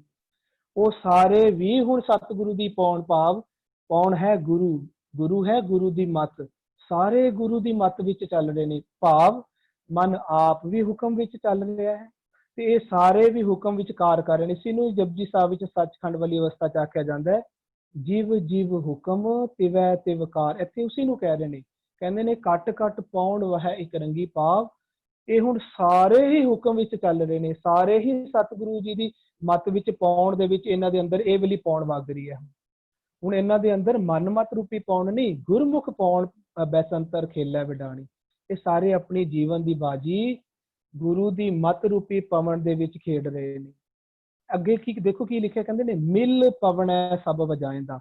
ਇਹ ਸਾਰੇ ਹੁਣ ਮਿਲ ਕੇ ਇਹ ਪਵਨ ਦੇ ਇਹ ਵਾਜੇ ਵਜਾ ਰਹੇ ਹਨ। ਵਾਜੇ ਕਿਤੋਂ ਜਿਹਨੂੰ ਆਖਰੇ ਨਾ ਸੋ ਦਰ ਤੇਰਾ ਕਿਹਾ ਸੋ ਕਰਕੇ ਅਜਿਤ ਬੈ ਸਰਬ ਸੰਭਾਲੇ, ਵਾਜੇ ਤੇਰੇ ਨਾਦ ਅਨੇਕ ਸੰਖਾ ਕੇਤੇ ਤੇਰੇ ਵਾਵਣਾ ਰਹੇ। ਉਹੀ ਗੱਲ ਕਹਿੰਦੇ ਤੇਰੇ ਪਤਾ ਹੀ ਨਹੀਂ ਕਿਤਨੇ ਜੀ ਜੰਤ ਤੇਰੇ ਅੰਦਰ, ਤੇਰੇ ਨਾਦ ਤੇਰੇ ਵਾਜੇ, ਪੰਜ ਸ਼ਬਦ ਤੁਨ ਅਨਹਦ ਵਾਜੇ। ਕਦੋਂ? ਜਦੋਂ ਹਮ ਕਰ ਸਾਜਣ ਆਏ ਹੁੰਦਾ ਹੈ, ਉਦੋਂ ਇਹ ਪੰਜ ਸ਼ਬਦ ਅਨਹਦ ਵਾਜੇ ਸਾਰੇ ਜੀ ਜੰਤ ਵਜਾਉਂਦੇ ਨੇ। ਨਾਦ ਕਿਹੜੇ ਵਜਾਉਂਦੇ ਨੇ? ਸਭ ਨਾਦ ਵੇਦ ਗੁਰਬਾਣੀ, ਗੁਰਬਾਣੀ ਦੇ ਬਹੁਤ ਸਾਰੇ ਗੁਣਾਂ ਨੂੰ, ਗੁਰਬਾਣੀ ਦੀ ਸਿੱਖਿਆਵਾਂ ਨੂੰ ਨਾਦ ਆਖਿਆ ਜਾਂਦਾ ਹੈ। ਔਰ ਇਹ ਵਜਾਉਂਦੇ ਕੌਣ ਨੇ? ਭਾਵ ਇਹਨਾਂ ਗੁਰਬਾਣੀ ਦੀ ਸਿੱਖਿਆਵਾਂ ਵਿੱਚ ਜੀਂਦੇ ਕੌਣ ਨੇ? ਗੁਰਬਾਣੀ ਦੇ ਗੁਣਾਂ ਨੂੰ ਧਾਰਨ ਕਰਕੇ ਗੁਰਬਾਣੀ ਦੇ ਗੁਣਾਂ ਵਿੱਚ ਕੌਣ ਜੀਂਦੇ ਨੇ? ਇਹਨੂੰ ਕਹਿੰਦੇ ਵਾਜੇ ਕੌਣ ਵਜਾਉਂਦੇ ਨੇ? ਸਾਰੇ ਜੀ ਜੰਤ ਕਿਤੇ ਤੇਰੇ ਵਾਵਣ, ਸਾਰੇ ਮਿਲ ਕੇ ਇਹ ਪਵਨ ਦਾ ਵਾਜੇ ਵਜਾਉਂਦੇ ਨੇ। ਕਿੱਥੇ? ਅੰਦਰ ਕਾਇਆ ਮਹਿਲ ਮੰਦਰ ਘਰ ਹਰ ਕਾ, ਉਹਦੇ ਅੰਦਰ, ਜਿਸ ਨੂੰ ਕਹਿੰਦੇ ਨੇ ਸੋ ਦਰ ਤੇਰਾ ਕਿਹਾ ਸੋ ਘਰ ਕਿਹਾ। ਉਹ ਜਿੱਥੇ ਹੁਣ ਉਹ ਮਨ ਆ ਕੇ ਵਸ ਚੁੱਕਾ ਹੈ, ਜਿਸ ਨੂੰ ਮਨ ਨੂੰ ਉਹ ਘਰ ਪ੍ਰਾਪਤ ਹੋ ਚੁੱਕਾ ਹੈ। ਕਿਉਂ? ਕਿਉਂਕਿ ਬਾਜੀ ਜਿੱਤ ਕੇ ਅੰਦਰ ਆਇਆ ਘਰ ਚ। ਕਹਿੰਦੇ ਨਾਨਕ ਗੁਰਮੁਖ ਜੋ ਨਰ ਖੇਲਿਆ ਸੋ ਜਿਨ ਬਾਜੀ, ਇਹ ਘਰ ਵਿੱਚ ਆਇਆ। ਹੁਣ ਇੱਥੇ ਇਸ ਘਰ ਚ ਆ ਕੇ ਉਹ ਸਾਰਿਆਂ ਦੀ ਸੰਭਾਲ ਕਰ ਰਿਹਾ। ਉਹਨਾਂ ਸਾਰਿਆਂ ਨੂੰ ਜਿਹੜੀ ਪਾਉਣ ਇਸਨੇ ਆਪ ਲਿੱਤੀ ਗੁਰੂ ਰੂਪੀ ਪਾਉਣ, ਉਹੀ ਹੁਣ ਸਾਰਿਆਂ ਨੂੰ ਆਪ ਦੇ ਰਿਹਾ ਹੈ। ਸਾਰਿਆਂ ਵਿੱਚ ਉਹੀ ਪਵਨ ਹੁਣ ਵਗ ਵੀ ਰਹੀ ਹੈ। ਹਾਂਜੀ ਜੀ ਵੀਰ ਜੀ, ਆਪ ਜੀ ਨੇ ਅੰਦਰ ਦੀ ਸ੍ਰਿਸ਼ਟੀ ਨਾਲ ਰਿਲੇਟ ਕਰਕੇ ਬੜੀ ਖੂਬਸੂਰਤੀ ਨਾਲ ਸਮਝਾਣਾ ਕੀਤਾ ਕਿਸ ਤਰੀਕੇ ਦੇ ਨਾਲ ਮਨ ਜਿਹੜਾ ਹੈ ਅੰਦਰ ਦੀ ਸ੍ਰਿਸ਼ਟੀ ਨੂੰ ਸਵਾਰਦਾ ਹੈ।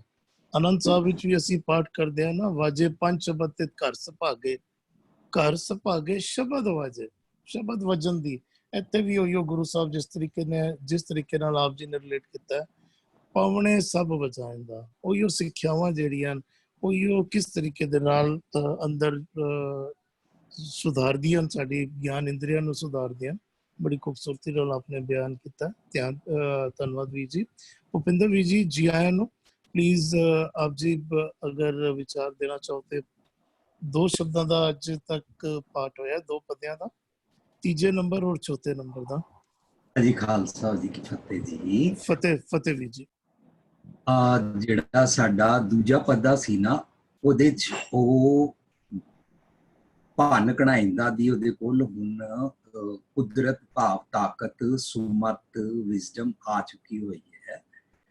ਤਾਂ ਉਹ ਆਪਣੇ ਮਨ ਦੇ ਅੰਦਰ ਜਿਹੜੇ ਪਤਾਲੀ ਖਿਆਲ ਆਉਂਦੇ ਸਨ ਨਾ, ਜਿਨ੍ਹਾਂ ਦੇ ਨਾਲ ਬਾਜ਼ੀਗਰ ਵਾਲੀ ਠਗੋਲੀ ਠੱਗੇ ਜਾਂਦੇ ਆ, ਇਹਨੂੰ ਕਹਿੰਦੇ ਨਾ ਮਾਈ ਮਾਇਆ ਛਲ, ਉਹ ਵਾਲੀ ਬਾਜੀਗਰੀ ਨੂੰ ਉਹ ਦੇਖਦਾ ਹੈ ਕਿ ਮੇਰਾ ਮਨ ਪਾਉਂਦਾ ਸੀ ਤੇ ਹੁਣ ਪੂਰੇ ਗੁਰ ਤੇ ਨਜ਼ਰੀ ਆਈ। ਉਹਨੂੰ ਨਾ ਮਨ ਜਿਹੜੀ ਨੈਗੇਟਿਵਿਟੀ ਵਾਲੀ ਗੇਮ ਖੇਡਦਾ ਸੀ ਨਾ ਬਾਜੀਗਰੀ, ਉਹਨੂੰ ਉਹ ਦੇਖਣੀ ਆ ਗਈ।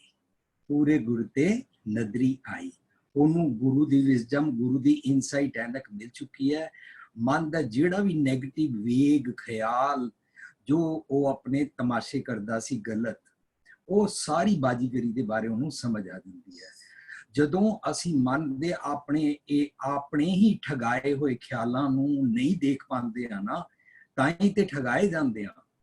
ਗੁਰੂ ਸਾਹਿਬ ਕਹਿੰਦੇ ਨੇ ਰਾਜ ਮਾਲ ਰੂਪ ਜ਼ਾਤ ਜੋਬਨ ਪੰਜੇ ਠੱਗ, ਇੰਨੀ ਠੱਗੀ ਜੱਗ ਠੱਗਿਆ। ਜੱਗ ਮਤਲਬ ਮੇਰਾ ਥਾਟ ਪ੍ਰੋਸੈਸ ਠੱਗ ਲਿਆ।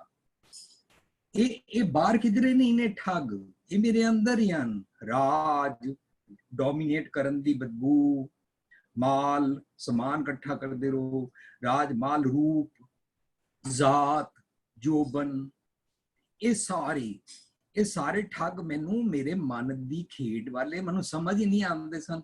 ਇੰਨੀ ਠੱਗੀ ਜੱਗ ਠੱਗਿਆ, ਕਿਨੇ ਨਾ ਰੱਖੀ ਲਾਜ, ਜੰਮਾ ਤੋਂ ਮੈਨੂੰ ਬਚਾਉਂਦੇ ਨਹੀਂ ਨੇ, ਮੇਰੀ ਪੱਤ ਲੁੱਟੀ ਜਾਂਦੀ ਸੀ। ਇਹਨਾਂ ਠੱਗਨ ਜਿਹੜੇ ਇਹ ਵਾਲੇ ਠੱਗ ਨੇ, ਇਹਨਾਂ ਨੂੰ ਜਿਹੜਾ ਠੱਗ ਲਵੇ ਠੱਗ ਸੇ, ਉਹ ਅਸਲੀ ਠੱਗ ਸਿਆਣਾ ਬਣ ਜਾਂਦਾ ਹੈ।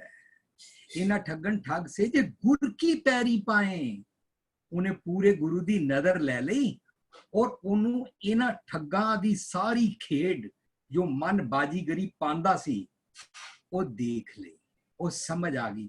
ਕਿਉਂਕਿ ਉਹਨੂੰ ਸਮਝਾਇਆ ਹੈ ਇਹ ਮਨ ਚੰਚਲਾ ਚਤਰਾਈ ਕਿਨੇ ਨਾ ਪਾਇਆ, ਚਤਰਾਈ ਨਾ ਪਾਇਆ ਕਿਨੇ ਤੂੰ ਸੁਣ ਮਨ ਮੇਰਿਆ, ਇਹ ਮਾਇਆ ਮੋਹਣੀ, ਤੂੰ ਇਹ ਨੈਗੇਟਿਵ ਥਾਟਸ ਦੇ ਨਾਲ ਅਟੈਚਮੈਂਟ ਰੱਖਦਾ ਹੈ, ਇਹ ਤੈਨੂੰ ਬੜੀ ਪਸੰਦ ਹੈ, ਇਹ ਤੈਨੂੰ ਠੱਗਦੀ ਹੈ।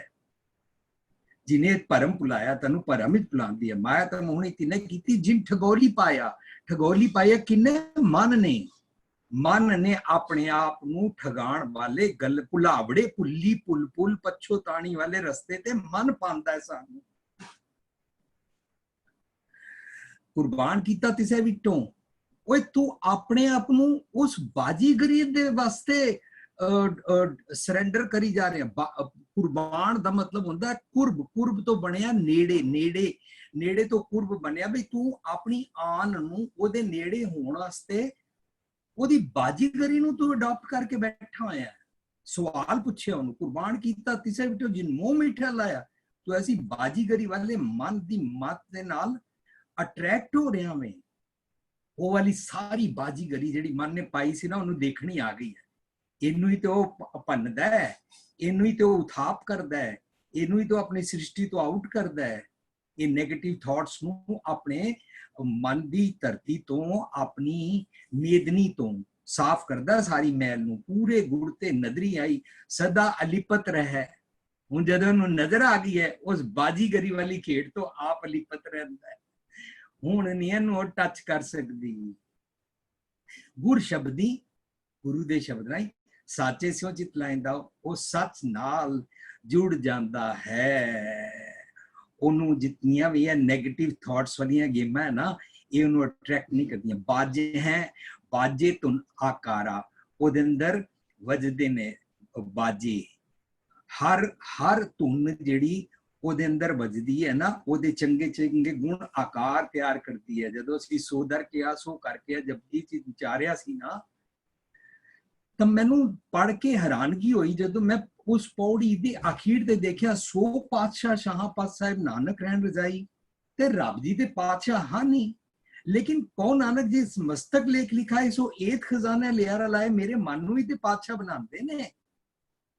ਜਦੋਂ ਮੇਰੇ ਮਨ ਨੂੰ ਪਾਤਸ਼ਾਹ ਬਣਾਉਂਦੇ ਨੇ, ਰੱਬ ਚੰਗੇ ਗੁਣ ਸੰਭਾਲਦਾ ਤਾਂ ਮੇਰਾ ਮਨ ਵੀ ਚੰਗੇ ਗੁਣ ਸੰਭਾਲਦਾ ਹੈ। ਫਿਰ ਸੋ ਦਰ ਕਿਆ ਸੋ ਕਰਕੇ ਅੱਜ ਬੈਠ ਕੇ ਉੱਥੇ ਉਹਦੇ ਅੰਦਰ ਵਾਜੇ ਵੱਜਦੇ ਨੇ। ਭਾਵ ਉਹਨੂੰ ਜਦੋਂ ਅਸੀਂ ਪੜ੍ਹਦੇ ਆ ਨਾ, ਗਗਨ ਮੈਂ ਥਾਲ ਰਵ ਚੰਦ ਦੀਪਕ, ਉਹਦੇ ਚ ਆਂਦਾ ਹੈ ਬਾਜੇ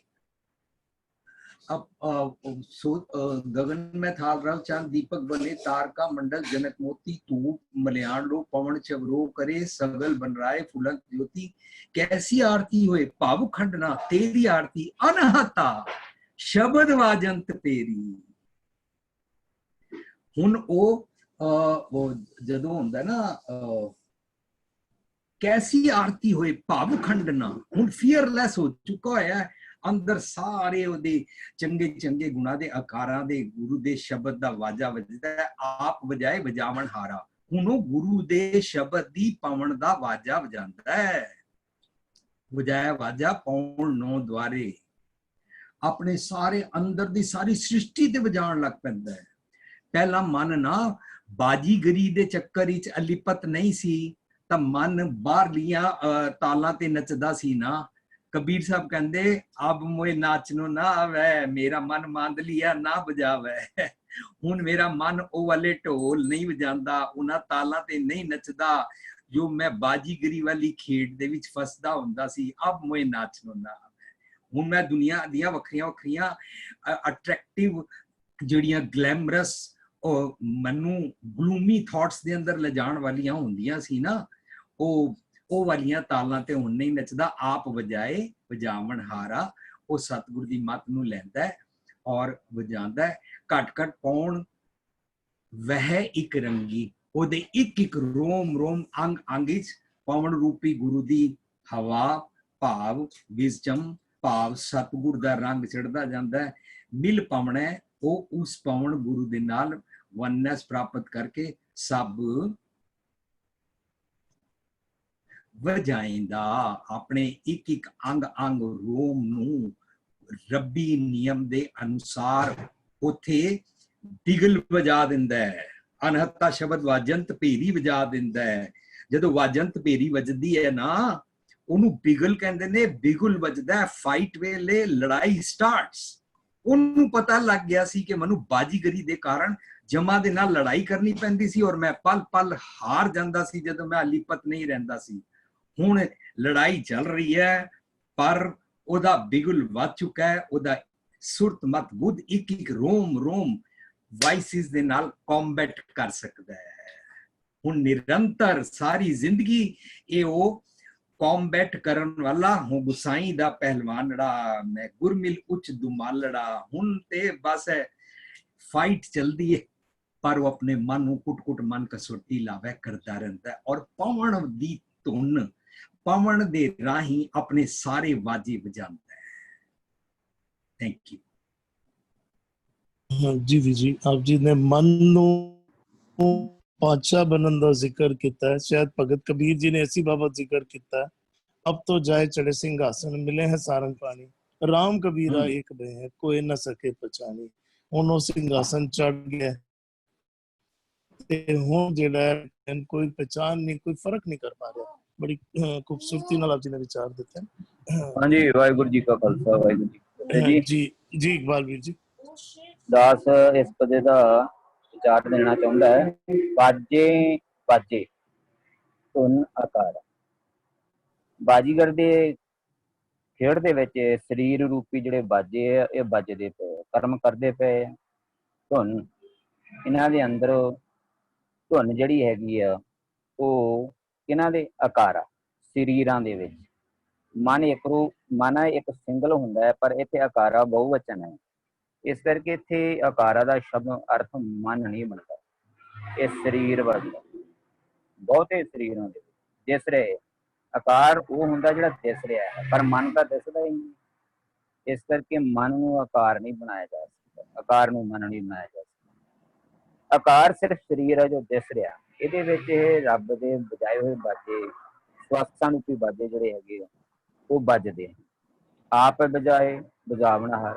क्योंकि बाजा बजाउण लई जिहड़ी हवा है वो परमात्मा ने साचे ते पवना पे वो दित्ती है परमात्मा ने। इस करके ये जिहड़े वाजे हवा दे राही बज रहे हैं वो परमात्मा ने बनाई हुई साचे ते पवना पिया उहदे राही बज रहे हैं। ये निज़म है क्योंकि निज़म दे विच ही जिहड़ी कार है करते दी वो चल रही है। निज़म नूं करता नहीं बनाया जा सकता, मन्निया नहीं जा सकता। ਕਰਤੇ ਦੇ ਨਿਯਮ ਦੇ ਵਿੱਚ ਸਵਾਸਾਂ ਰੂਪੀ ਜਿਹੜੇ ਬਾਜੇ ਇਹ ਵੱਜਦੇ ਪਏ, ਸਿਧਾਂਤ ਵਿੱਚ ਵੱਜਦੇ ਪਏ, ਨਿਯਮ ਵਿੱਚ, ਹੁਕਮ ਵਿੱਚ ਵੱਜਦੇ ਪਏ। ਇਸ ਕਰਕੇ ਆਪ ਵਜਾਏ ਉਹ ਅਕਾਲ ਪੁਰਖ ਜਿਹੜਾ ਬਾਜੀਗਰ ਹੈ ਉਸਦੇ ਵਜਾਏ ਹੋਏ ਬਾਜੇ ਇਹ ਵੱਜਦੇ ਪਏ। ਘੱਟ ਘੱਟ ਪਾਉਣ ਵਹਿ ਇੱਕ ਰੰਗੀ, ਇੱਕ ਰੰਗੀ ਭਾਵ ਉਹ ਪ੍ਰਮਾਤਮਾ ਜਿਹੜਾ ਇੱਕ ਰਸ ਵਿਆਪਕ ਹੈ, ਰਮਿਆ ਹੋਇਆ ਹੈ। ਘੱਟ ਘੱਟ ਪਾਉਣ ਵਹਿ ਉਹ ਸਾਰਿਆਂ ਦੇ ਸਰੀਰਾਂ ਦੇ ਅੰਦਰ ਇਹ ਜਿਹੜੀ ਪਾਉਣਾ ਉਹ ਇੱਕ ਰਸ ਦੇਣ ਵਾਲੇ ਪ੍ਰਮਾਤਮਾ ਦੀ ਜਿਹੜੀ ਇੱਕ ਰੰਗੀ ਇੱਕ ਰਸ ਰਹਿਣ ਵਾਲੇ ਪ੍ਰਮਾਤਮਾ ਦੀ ਜਿਹੜੀ ਦਿੱਤੀ ਹੋਈ ਦਾਤ ਹੈ, ਹਵਾ ਹੈ, ਉਹ ਸਾਰਿਆਂ ਸਰੀਰਾਂ ਵਿੱਚ ਵਗ ਰਹੀ ਹੈ, ਚੱਲ ਰਹੀ ਹੈ, ਤਾਂ ਹੀ ਉਹ ਜੀਂਦੇ ਹਨ। ਜਦੋਂ ਇਹ ਸਵਾਸਾ ਰੂਪੀ ਜਿਹੜੀ ਪਵਨ ਹੈ ਇਹ ਖਤਮ ਹੋ ਜਾਂਦੀ ਹੈ ਤੇ ਉਹ ਜਿਹੜਾ ਸਰੀਰ ਹੈ ਉਹ ਫਿਰ ਉਹਦੇ ਬਾਜੇ ਵੱਜਣੇ ਬੰਦ ਹੋ ਜਾਂਦੇ। ਮਿਲ ਪਵਨ ਸਭ ਵਜਾਇਂਦਾ, ਇਹ ਜਿਹੜੇ ਬਾਜੇ ਵੱਜਦੇ ਹੈ ਇਹ ਪਵਨ ਦੇ ਰਾਹੀਂ, ਹਵਾ ਦੇ ਰਾਹੀਂ, ਸਵਾਸਾਂ ਰੂਪੀ ਹਵਾ ਦੇ ਰਾਹੀਂ ਮਿਲ ਕੇ ਵੱਜਦੇ। ਕਿਉਂਕਿ ਜਦੋਂ ਇਹ ਸਵਾਸ ਰੂਪੀ ਮਤ ਜਾਪੇ ਸਾਹ ਆਵੇ ਕਹਿ ਨਾ ਆਵੇ ਰਾਮ, ਜਦੋਂ ਇਹ ਪਤਾ ਹੀ ਨਹੀਂ ਹੈ ਵੀ ਭਾਈ ਇਹ ਖੇਡ ਉਸ ਬਾਜੀਗਰ ਦੀ ਹੈ, ਵੀ ਬਾਜੀਗਰ ਨੇ ਅਗਲਾ ਸਵਾਸ ਦੇਣਾ ਹੈ ਜਾਂ ਨਹੀਂ ਦੇਣਾ ਹੈ, ਉਹਨੇ ਕੀ ਨਿਯਮ ਬਣਾਇਆ, ਉਸ ਨਿਯਮ ਦੇ ਅਨੁਸਾਰ ਸਾਨੂੰ ਜਿਹੜਾ ਸਵਾਸ ਮਿਲਣਾ ਹੈ। ਇਸ ਕਰਕੇ ਮਿਲ ਪਵਨੇ ਸਭ ਸਭ ਇੱਥੇ ਬਹੁਵਚਨ ਹੈ, ਵਜਾਇਂਦਾ ਵਜਾਉਂਦੇ ਹਨ। ਇੱਥੇ ਮਨ ਦੀ ਗੱਲ ਨਹੀਂ, ਇਹ ਆਕਾਰਾਂ ਦੀ ਗੱਲ ਹੈ, ਸਰੀਰ ਦੀ ਗੱਲ ਹੈ। ਇਸ ਕਰਕੇ ਜਿਹੜਾ ਬਹੁਵਚਨ ਸ਼ਬਦ ਹੈ ਉਹ ਸਭ ਵਜਾਇਂਦਾ, ਸਾਰਾ ਸੰਸਾਰ ਹੀ ਇਸ ਆਕਾਰ ਦੇ ਵਿੱਚ, ਸਰੀਰਾਂ ਦੇ ਵਿੱਚ ਸਵਾਸਾਂ ਰੂਪੀ ਪਵਨ ਦੇ ਦੁਆਰਾ ਆਪਣੇ ਬਾਜੇ ਵਜਾਉਂਦਾ। ਹਾਂਜੀ, ਧੰਨਵਾਦ ਇਕਬਾਲ ਵੀਰ ਜੀ। ਹਾਂਜੀ ਸਤਬੀਰ ਵੀਰ ਜੀ। ਜੀ ਜੀ ਵੀਰ ਜੀ, ਜਿਹੜੀ ਵੀਰ ਜੀ ਨੇ ਗੱਲ ਕੀਤੀ ਹੈ ਨਾ ਕਿ ਜਿਹੜਾ ਆਕਾਰਾ ਲਫ਼ਜ਼ ਆ ਰਿਹਾ ਇਹ ਬਹੁਵਚਨ ਹੈ, ਇਹ ਬਹੁਵਚਨ ਬਿਲਕੁਲ ਨਹੀਂ ਹੈ, ਇਹ ਸਿੰਗੂਲਰ ਹੈ, ਇੱਕ ਵਚਨ ਹੈ। ਕਿਉਂਕਿ ਸਤਿਗੁਰੂ ਜੀ ਨੇ ਆਪ ਇਹ ਲਫ਼ਜ਼ ਨਾ ਬਿਲਕੁਲ ਇਸ ਤੋਂ ਪਿਛਲੇ ਸ਼ਬਦ ਵਿੱਚ ਆਪ ਇਹੀ ਆਕਾਰ ਵਿੱਚ ਯੂਜ਼ ਕੀਤਾ, ਉੱਥੇ ਸਤਿਗੁਰੂ ਜੀ ਨੇ ਆਪ ਹੀ ਲਫ਼ਜ਼ ਯੂਜ਼ ਕੀਤਾ ਹੈ ਕਾਇਆ ਕੋਟ। ਕੋਟ ਦੇ ਟ ਨੂੰ ਵੀ ਔਂਕੜ ਹੈ, ਸਿੰਗੂਲਰ ਫਾਰਮ ਵਿੱਚ ਹੈ, ਉੱਥੇ ਸਤਿਗੁਰੂ ਜੀ ਨੇ ਉਚਾਰਨ ਕੀਤਾ ਸੀ ਕਾਇਆ ਕੋਟ ਹੈ ਆਕਾਰਾ। ਮੈਂ ਵੀਰ ਜੀ ਨੂੰ ਜਿਹੜੇ ਤੁਕਾਂ ਸ਼ੇਅਰ ਕਰਦੇ ਨਾ ਉੱਪਰ, ਮੈਂ ਉਹਨਾਂ ਨੂੰ ਕਹਾਂਗਾ ਉਹ ਵਾਲੀ ਤੁਕ ਸ਼ੇਅਰ ਕਰਨ, ਪਿਛਲੇ ਸ਼ਬਦ ਵਾਲੀ ਕਾਇਆ ਕੋਟ ਹੈ ਆਕਾਰਾ, ਉਹ ਤੁਕ ਸ਼ੇਅਰ ਕਰਨ, ਜਿਹੜਾ ਬਿਲਕੁਲ ਇਸ ਤੋਂ ਪਿਛਲਾ ਸੀ ਸ਼ਬਦ ਥੋੜੇ ਦਿਨ ਪਹਿਲਾਂ ਪੜ੍ਹ ਕੇ ਗਏ ਆ ਦੇਖੋ ਵੀ ਇੱਥੇ ਜਿਹੜਾ ਕਾਇਆ ਨੂੰ ਹੀ ਕੋਟ ਆਖਿਆ ਜਾ ਰਿਹਾ ਹੈ, ਕਾਇਆ ਨੂੰ ਹੀ ਕੋਟ ਇੱਕ ਲਫ਼ਜ਼ ਵਿੱਚ ਆਇਆ ਕੋਟ, ਕਾਇਆ ਕੋਟ ਹੈ ਆਕਾਰਾ। ਇਸ ਸਾਡੇ ਕਾਇਆ ਦੇ ਕੋਟ ਕਿਲੇ ਨੂੰ ਹੀ ਆਕਾਰਾ ਕਰਕੇ ਗੁਰਬਾਣੀ ਉਚਾਰਨ ਕਰਦੀ ਹੈ, ਇਹ ਇੱਕ ਵਚਨ ਹੈ। ਹਾਂ, ਜਿਹੜਾ ਲਫ਼ਜ਼ ਆ ਰਿਹਾ ਸਭ ਉਹ ਬਿਲਕੁਲ ਪਲੂਰਲ ਫਾਰਮ ਵਿੱਚ ਆ ਰਿਹਾ ਹੈ, ਉਹ ਇੱਕ ਤੋਂ ਜ਼ਿਆਦਾ ਵਾਸਤੇ ਆ ਰਿਹਾ ਹੈ, ਉਹ ਮਨ ਵਾਸਤੇ ਨਹੀਂ ਆ ਰਿਹਾ, ਨਾ ਆਕਾਰਾ ਮਨ ਵਾਸਤੇ ਆ ਰਿਹਾ। ਆਕਾਰ ਵੀ ਇਸ ਕਾਇਆ ਕੋਟ ਹੈ ਆਕਾਰਾ ਵਾਸਤੇ ਆ ਰਿਹਾ ਹੈ, ਅਸੀਂ ਵੀ ਉਹੀ ਐਕਸਪਲੇਨ ਕੀਤਾ ਹੈ। ਔਰ ਸਭ ਲਫ਼ਜ਼ ਜਿਹੜਾ ਆ ਰਿਹਾ ਉਹ ਵੀ ਪਲੂਰਲ ਹੈ, ਔਰ ਮਨ ਵਾਸਤੇ ਬਿਲਕੁਲ ਅਸੀਂ ਵੀ ਐਕਸਪਲੇਨ ਨਹੀਂ ਕੀਤਾ, ਨਾ ਮਨ ਵਾਸਤੇ ਉਹ ਆਇਆ, ਉਹ ਲਫ਼ਜ਼ ਆਇਆ ਸਾਰੇ ਜੀਆਂ ਜਨਤਾ ਵਾਸਤੇ। ਉਹ ਹਮੇਸ਼ਾ ਜਿਸ ਨੂੰ ਆਖਦੇ ਨੇ ਨਾ ਤੁਮ ਨਿਧਾਨ ਅਟਲ ਸੁਲਤਾਨ, ਜੀ ਜੰਤ ਸਭ ਜਾਚੈ, ਕਿਉਂਕਿ ਇਹ ਜਿਹੜਾ ਅੰਦਰ ਵਾਲੀ ਬਾਜੀ ਪਾਈ ਜਾਂਦੀ ਹੈ, ਅੰਦਰ ਵਾਲਾ ਖੇਲ ਨਾ, ਇਹ ਜੀ ਜੰਤ ਰੂਪੀ ਖੇਲ ਹੀ ਹੈ, ਜਿਸ ਨੂੰ ਅਸੀਂ ਰਹਿਰਾਸ ਸਾਹਿਬ ਚ ਰੋਜ਼ ਪੜ੍ਹਦੇ ਹਾਂ, ਜੀ ਜੰਤ ਸਭ ਖੇਲ ਤੁਮਾਰਾ। ਇਹ ਖੇਲ ਹੀ ਜੀ ਜਨਤਾ ਰੂਪੀ ਖੇਲ, ਇਸੇ ਨੂੰ ਗੁਰਬਾਣੀ ਜਦੋਂ ਵੀ ਖੇਲ ਆਉਂਦਾ ਨਾ, ਜੀ ਜੰਤ ਰੂਪੀ ਜਿਹੜੇ ਅੰਦਰ ਖੇਲ ਰਹੇ ਇਹਨਾਂ ਦਾ ਖੇਲ ਨੂੰ ਜੀ ਇਹ ਖੇਲ ਆਖਿਆ ਜਾਂਦਾ ਹੈ।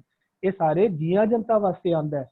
ਮਿਲ ਪਵਨ ਹੈ ਸਭ ਵਜਾਇਂਦਾ, ਇਹਦਾ ਭਾਵ ਸਾਰੇ ਜੀ ਜੰਤ ਮਿਲ ਕੇ ਹੁਣ ਇਹ ਜਿਹੜੇ ਪਵਨ ਗੁਰੂ ਰੂਪੀ ਮੱਤ ਨੂੰ ਆਪ ਚੱਲ ਰਹੇ ਨੇ ਮਨ ਦੇ ਨਾਲ, ਜਿਹੜਾ ਮਨ ਨੇ ਅੰਦਰਲਾ ਆਕਾਰ ਹੁਕਮ ਦੇ ਵਿੱਚ ਆਕਾਰਾ ਬਣਾਇਆ ਹੈ।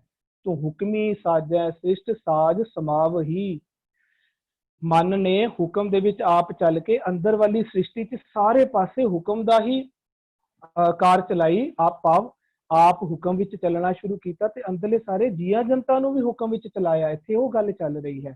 ਆਕਾਰਾ ਲਫ਼ਜ਼ ਸਿੰਗੂਲਰ ਹੈ, ਕਾਇਆ ਕੋਟ ਵਾਸਤੇ ਆ ਰਿਹਾ, ਇਹ ਪਲੂਰਲ ਫਾਰਮ ਨਹੀਂ ਆ ਰਿਹਾ, ਸਭ ਲਫ਼ਜ਼ ਪਲੂਰਲ ਫਾਰਮ ਵਿੱਚ ਆ ਰਿਹਾ, ਔਰ ਉਹ ਸਾਰੇ ਅੰਦਰਲੇ ਵਸਦੇ ਜੀਆਂ ਜਨਤਾ ਵਾਸਤੇ ਹੀ ਸਤਿਗੁਰੂ ਜੀ ਨੇ ਸਾਡੇ ਲਈ ਸ਼ੇਅਰ ਕੀਤਾ। ਹਾਂਜੀ, ਧੰਨਵਾਦ ਸੁਖਿੰਦਰ ਵੀਰ ਜੀ। ਹਾਂਜੀ ਵੀਰ ਜੀ, ਜਿਹੜਾ ਕੋਟ ਸ਼ਬਦ ਹੈ ਉਹ ਮੈਨੂੰ ਕਿਤੇ ਵੀ ਕੋਸ਼ ਦੇ ਵਿੱਚੋਂ ਦੱਸ ਦਿਓ।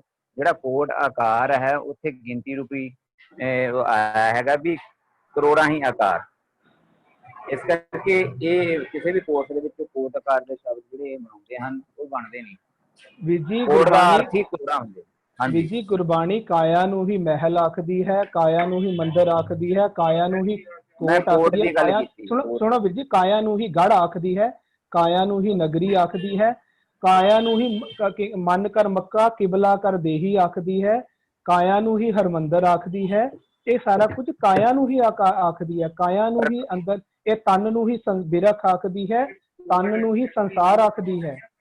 ਸੰਸਾਰ ਬਿਰਖ ਕੋ ਦੋਏ ਭਲਾਏ, ਇਹ ਤਨ ਬਿਰਖ ਆਖਦੀ ਹੈ। ਕਾਇਆ ਨੂੰ ਹੀ ਹਰਮੰਦਰ ਆਖਦੀ ਹੈ, ਕਾਇਆ ਨੂੰ ਹੀ ਕਿਬਲਾ ਕਰਕੇ ਆਖਦੀ ਹੈ, ਕਾਇਆ ਨੂੰ ਹੀ ਆਕਾਰ ਕਰਕੇ ਆਖਦੀ ਹੈ, ਸੰਸਾਰ ਹਾਂਜੀ ਕਰਕੇ। ਹਾਂਜੀ ਹਾਂਜੀ ਹਾਂਜੀ ਵੀਰ ਜੀ, ਗੁਰਬਾਣੀ ਦੀ ਡੈਫੀਨੇਸ਼ਨ ਹੈ, ਸਾਡੀ ਨਹੀਂ ਹੈ ਵੀਰ ਜੀ। ਮੈਂ ਜੀ, ਕੋਟ ਆਕਾਰ ਦੀ ਗੱਲ ਜੀ। ਕੀਤੀ, ਕੋਟ ਆਕਾਰ। ਠੀਕ ਹੈ ਜੀ ਜੀ ਵੀਰ ਜੀ, ਸਿੱਧਾ ਵੀਰ ਜੀ ਜੀ ਹਾਂਜੀ ਵੀਰ ਜੀ, ਇਕਬਾਲ ਦਾ ਵੀਰ ਜੀ ਧੰਨਵਾਦ ਦੇ ਦੋਨੋਂ ਦੇ। ਇਕਬਾਲ ਵੀਰ ਜੀ, ਇੱਕ ਸਾਨੂੰ ਜਿਹੜਾ ਦ੍ਰਿਸ਼ਟਾਂਤ ਮਿਲ ਰਿਹਾ ਨਾ, ਜਿਸ ਤਰ੍ਹਾਂ ਆਪ ਜੀ ਬਾਹਰ ਮੁਖੀ ਦ੍ਰਿਸ਼ਟਾਂਤ ਦੇ ਰਹੇ ਹੋ, ਬੜਾ ਖੂਬਸੂਰਤ ਵਿਚਾਰ ਦੇ ਰਹੇ ਹੋ, ਤੇ ਇੱਕ ਮਨ ਕਰਕੇ ਭੁਪਿੰਦਰ ਵੀਰ ਜੀ, ਸੁਖਵਿੰਦਰ ਵੀਰ ਜੀ ਤੇ ਭੂਆ ਜੀ ਜਿਹੜੇ ਹਨ ਅੰਦਰ ਕਰਕੇ ਵਿਚਾਰ ਦਿੰਦੇ ਹਨ। ਸਾਨੂੰ ਦੋਨੋਂ ਜਿਹੜੇ ਹਨ, ਦੋਨੋਂ ਇੱਕ ਸਮਝ ਲਈਏ ਕਿ ਗੁਰਬਾਣੀ ਦੇ ਦਰਸ਼ਨ ਪਾਸੋਂ ਹੀ ਸਾਨੂੰ ਹੋ ਰਹੇ ਹਨ, ਤੇ ਅਸੀਂ ਦੋਨੋਂ ਪਾਸੋਂ ਹੀ ਸਿੱਖਣ ਦੀ ਤੇ ਸਮਝਣ ਦੀ ਚੇਸ਼ਟਾ ਕਰ ਰਹੇ ਹਾਂ। ਬੜੇ ਅੱਛੇ ਆਪ ਜੀ ਨੇ ਜਿਹੜੇ ਸਵਾਲ ਕੀਤੇ ਨੇ, ਉਹ ਵੀ ਬਿਲਕੁਲ ਵਾਜਿਬ ਸਵਾਲ ਹਨ, ਤੇ ਸੁਖਵਿੰਦਰ ਵੀਰ ਜੀ ਵੀ ਜਿਸ ਤਰੀਕੇ ਨਾਲ ਜਵਾਬ ਦੇ ਰਹੇ ਹਨ, ਅਸੀਂ ਧੀਰੇ ਧੀਰੇ ਸਹਿਜੇ ਸਹਿਜੇ ਸਮਝ ਰਹੇ ਹਾਂ ਤੇ ਸਹਿਜੇ ਸਹਿਜੇ ਨਾਲ ਟੁਰਨ ਦੀ ਕੋਸ਼ਿਸ਼ ਕਰ ਰਹੇ ਹਾਂ। ਤੇ ਦੋਨੋਂ ਹੀ ਦ੍ਰਿਸ਼ਟਾਂਤਾਂ ਨੂੰ ਇੰਝ ਸਮਝਣਾ ਕਰੀਏ ਕਿ ਦੋਨੋਂ ਹੀ ਐਂਗਲ ਤੋਂ ਦਰਸ਼ਨ ਕਰਕੇ ਅਸੀਂ ਨਾਲ ਚੱਲਦੇ ਰਹੀਏ, ਜਿਸ ਦੇ ਨਾਲ ਅਲਟੀਮੇਟਲੀ ਤੇ ਮਨ ਨੇ ਹੀ ਸੁਧਰਨਾ ਹੈ।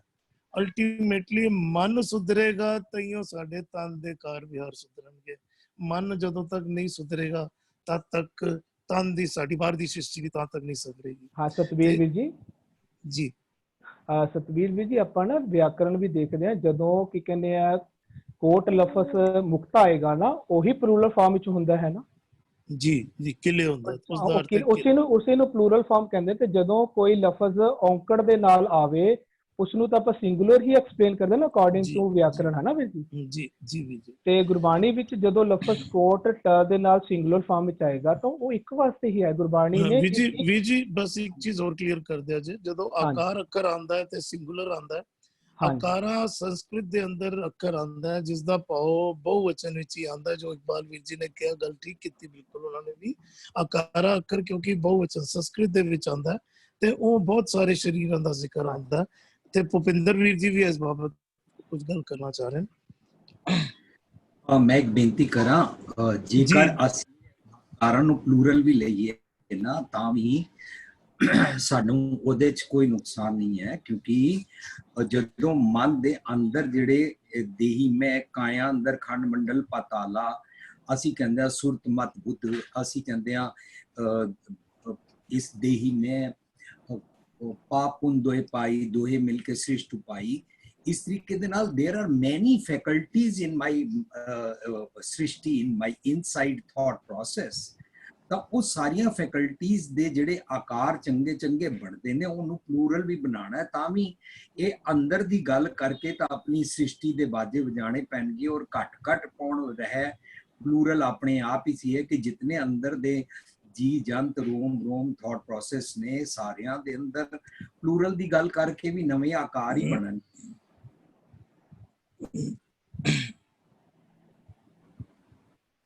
ਠੀਕ ਹੈ ਜੀ। ਜੀ ਜੀ, ਥੈਂਕ ਯੂ ਵੀਰ ਜੀ। ਅਸੀਂ ਦੋਨੋਂ ਹੀ ਐਂਗਲ ਤੋਂ ਦਰਸ਼ਨ ਕਰਕੇ ਕੁਝ ਨਾ ਕੁਝ ਸਿੱਖਣ ਦੀ ਚੇਸ਼ਟਾ ਕਰ ਰਹੇ ਹਾਂ, ਸਾਰੀ ਅਸੀਂ ਸਿੱਖ ਰਹੇ ਹਾਂ ਰਲ ਮਿਲ ਕੇ। ਇੱਕ ਸਵਾਲ ਕਰਨਪ੍ਰੀਤ ਕੌਰ ਜੀ ਨੇ ਪਾਇਆ ਹੈ ਕਿ ਭੂਆ ਜੀ ਨੇ ਸੰਡੇ ਨੂੰ ਕਿਹਾ ਸੀਗਾ ਜੀ ਪਹਿਲੇ ਪਾਠ ਕਰ ਲਓ ਆਪ ਜੀ, ਫਿਰ ਉਸ ਤੋਂ ਬਾਅਦ ਸਵਾਲ ਜਵਾਬ ਸੈਸ਼ਨ ਕਰ ਲਾਂਗੇ। ਹਾਂ, ਅੱਜ ਦੇ ਹੀ ਰਿਲੇਟਡ ਉਸ ਦੇ ਨਾਲ ਸੀ ਤਜਿੰਦਰ ਵੀਰ ਜੀ। ਸਿਰਫ ਇੱਕ ਮਿੰਟ ਗੱਲ ਕਰਕੇ ਅਸੀਂ ਸਮਾਪਤੀ ਕਰਨ ਲੱਗੇ। ਉਹਨਾਂ ਨੇ ਸਵਾਲ ਪਾਇਆ ਕਿ ਭੂਆ ਜੀ ਨੇ ਕਿਹਾ ਸੀ ਕਿ ਪਾਠ ਪੜਨ ਦੇ ਨਾਲ ਜਿਹੜਾ ਮੈਨੂੰ ਸ਼ਾਂਤੀ ਨਹੀਂ ਪ੍ਰਾਪਤ ਹੋਈ ਸੀ, ਤੇ ਸਤਬੀਰ ਵੀਰ ਜੀ ਉਹਨਾਂ ਨੇ ਸਪੈਸ਼ਲੀ ਮੇਰਾ ਨਾਮ ਲੈ ਕੇ ਕਿਹਾ ਕਿ ਉਹਨਾਂ ਨੇ ਕਿਹਾ ਕਿ ਬਾਣੀ ਪੜਨ ਨਾਲ ਸਟ੍ਰੈਸ ਦੂਰ ਹੁੰਦਾ। ਤੇ ਭੂਆ ਜੀ ਨੇ ਰਟਨ ਦਾ ਜ਼ਿਕਰ ਕੀਤਾ ਸੀਗਾ। ਜਦੋਂ ਤੱਕ ਅਸੀਂ ਬਾਣੀ ਰਟ ਕੇ ਪੜਦੇ ਆ ਜਾਂ ਗਿਣ ਕੇ ਪਾਠ ਕਰਦੇ ਆ ਜਾਂ ਕੇਵਲ ਇੱਕੋ ਅੱਖਰ ਦਾ ਅਸੀਂ ਰਟਨ ਕਰਦੇ ਰਹਿੰਦੇ ਆ, ਉਸ ਦੇ ਨਾਲ ਲਾਹਾ ਨਹੀਂ ਪ੍ਰਾਪਤ ਹੁੰਦਾ। ਜਦੋਂ ਅਸੀਂ ਗੁਰਬਾਣੀ ਸਮਝ ਕੇ, ਸੁਰਤ ਬਾਣੀ ਵਿੱਚ ਟਿਕਾ ਕੇ, ਅਰਥਾਂ ਨੂੰ ਸਮਝ ਕੇ ਜਦੋਂ ਅਸੀਂ ਸਮਝਣ ਦੀ ਕੋਸ਼ਿਸ਼ ਕਰਦੇ ਹਾਂ, ਉਹਦੇ ਨਾਲ ਸਟ੍ਰੈਸ ਜ਼ਰੂਰ ਦੂਰ ਹੁੰਦਾ ਹੈ। ਇਸ ਮਾਫਿਕ ਪੜਨ ਦੀ ਚੇਸ਼ਟਾ ਕਰਿਆ ਜੇ, ਜ਼ਰੂਰ ਲਾਹਾ ਮਿਲੇਗਾ। ਇਸ ਬਾਬਤ ਰੋਜ਼ਾਨਾ ਡਿਟੇਲ ਵਿੱਚ ਗੱਲ ਹੁੰਦੀ ਹੈ।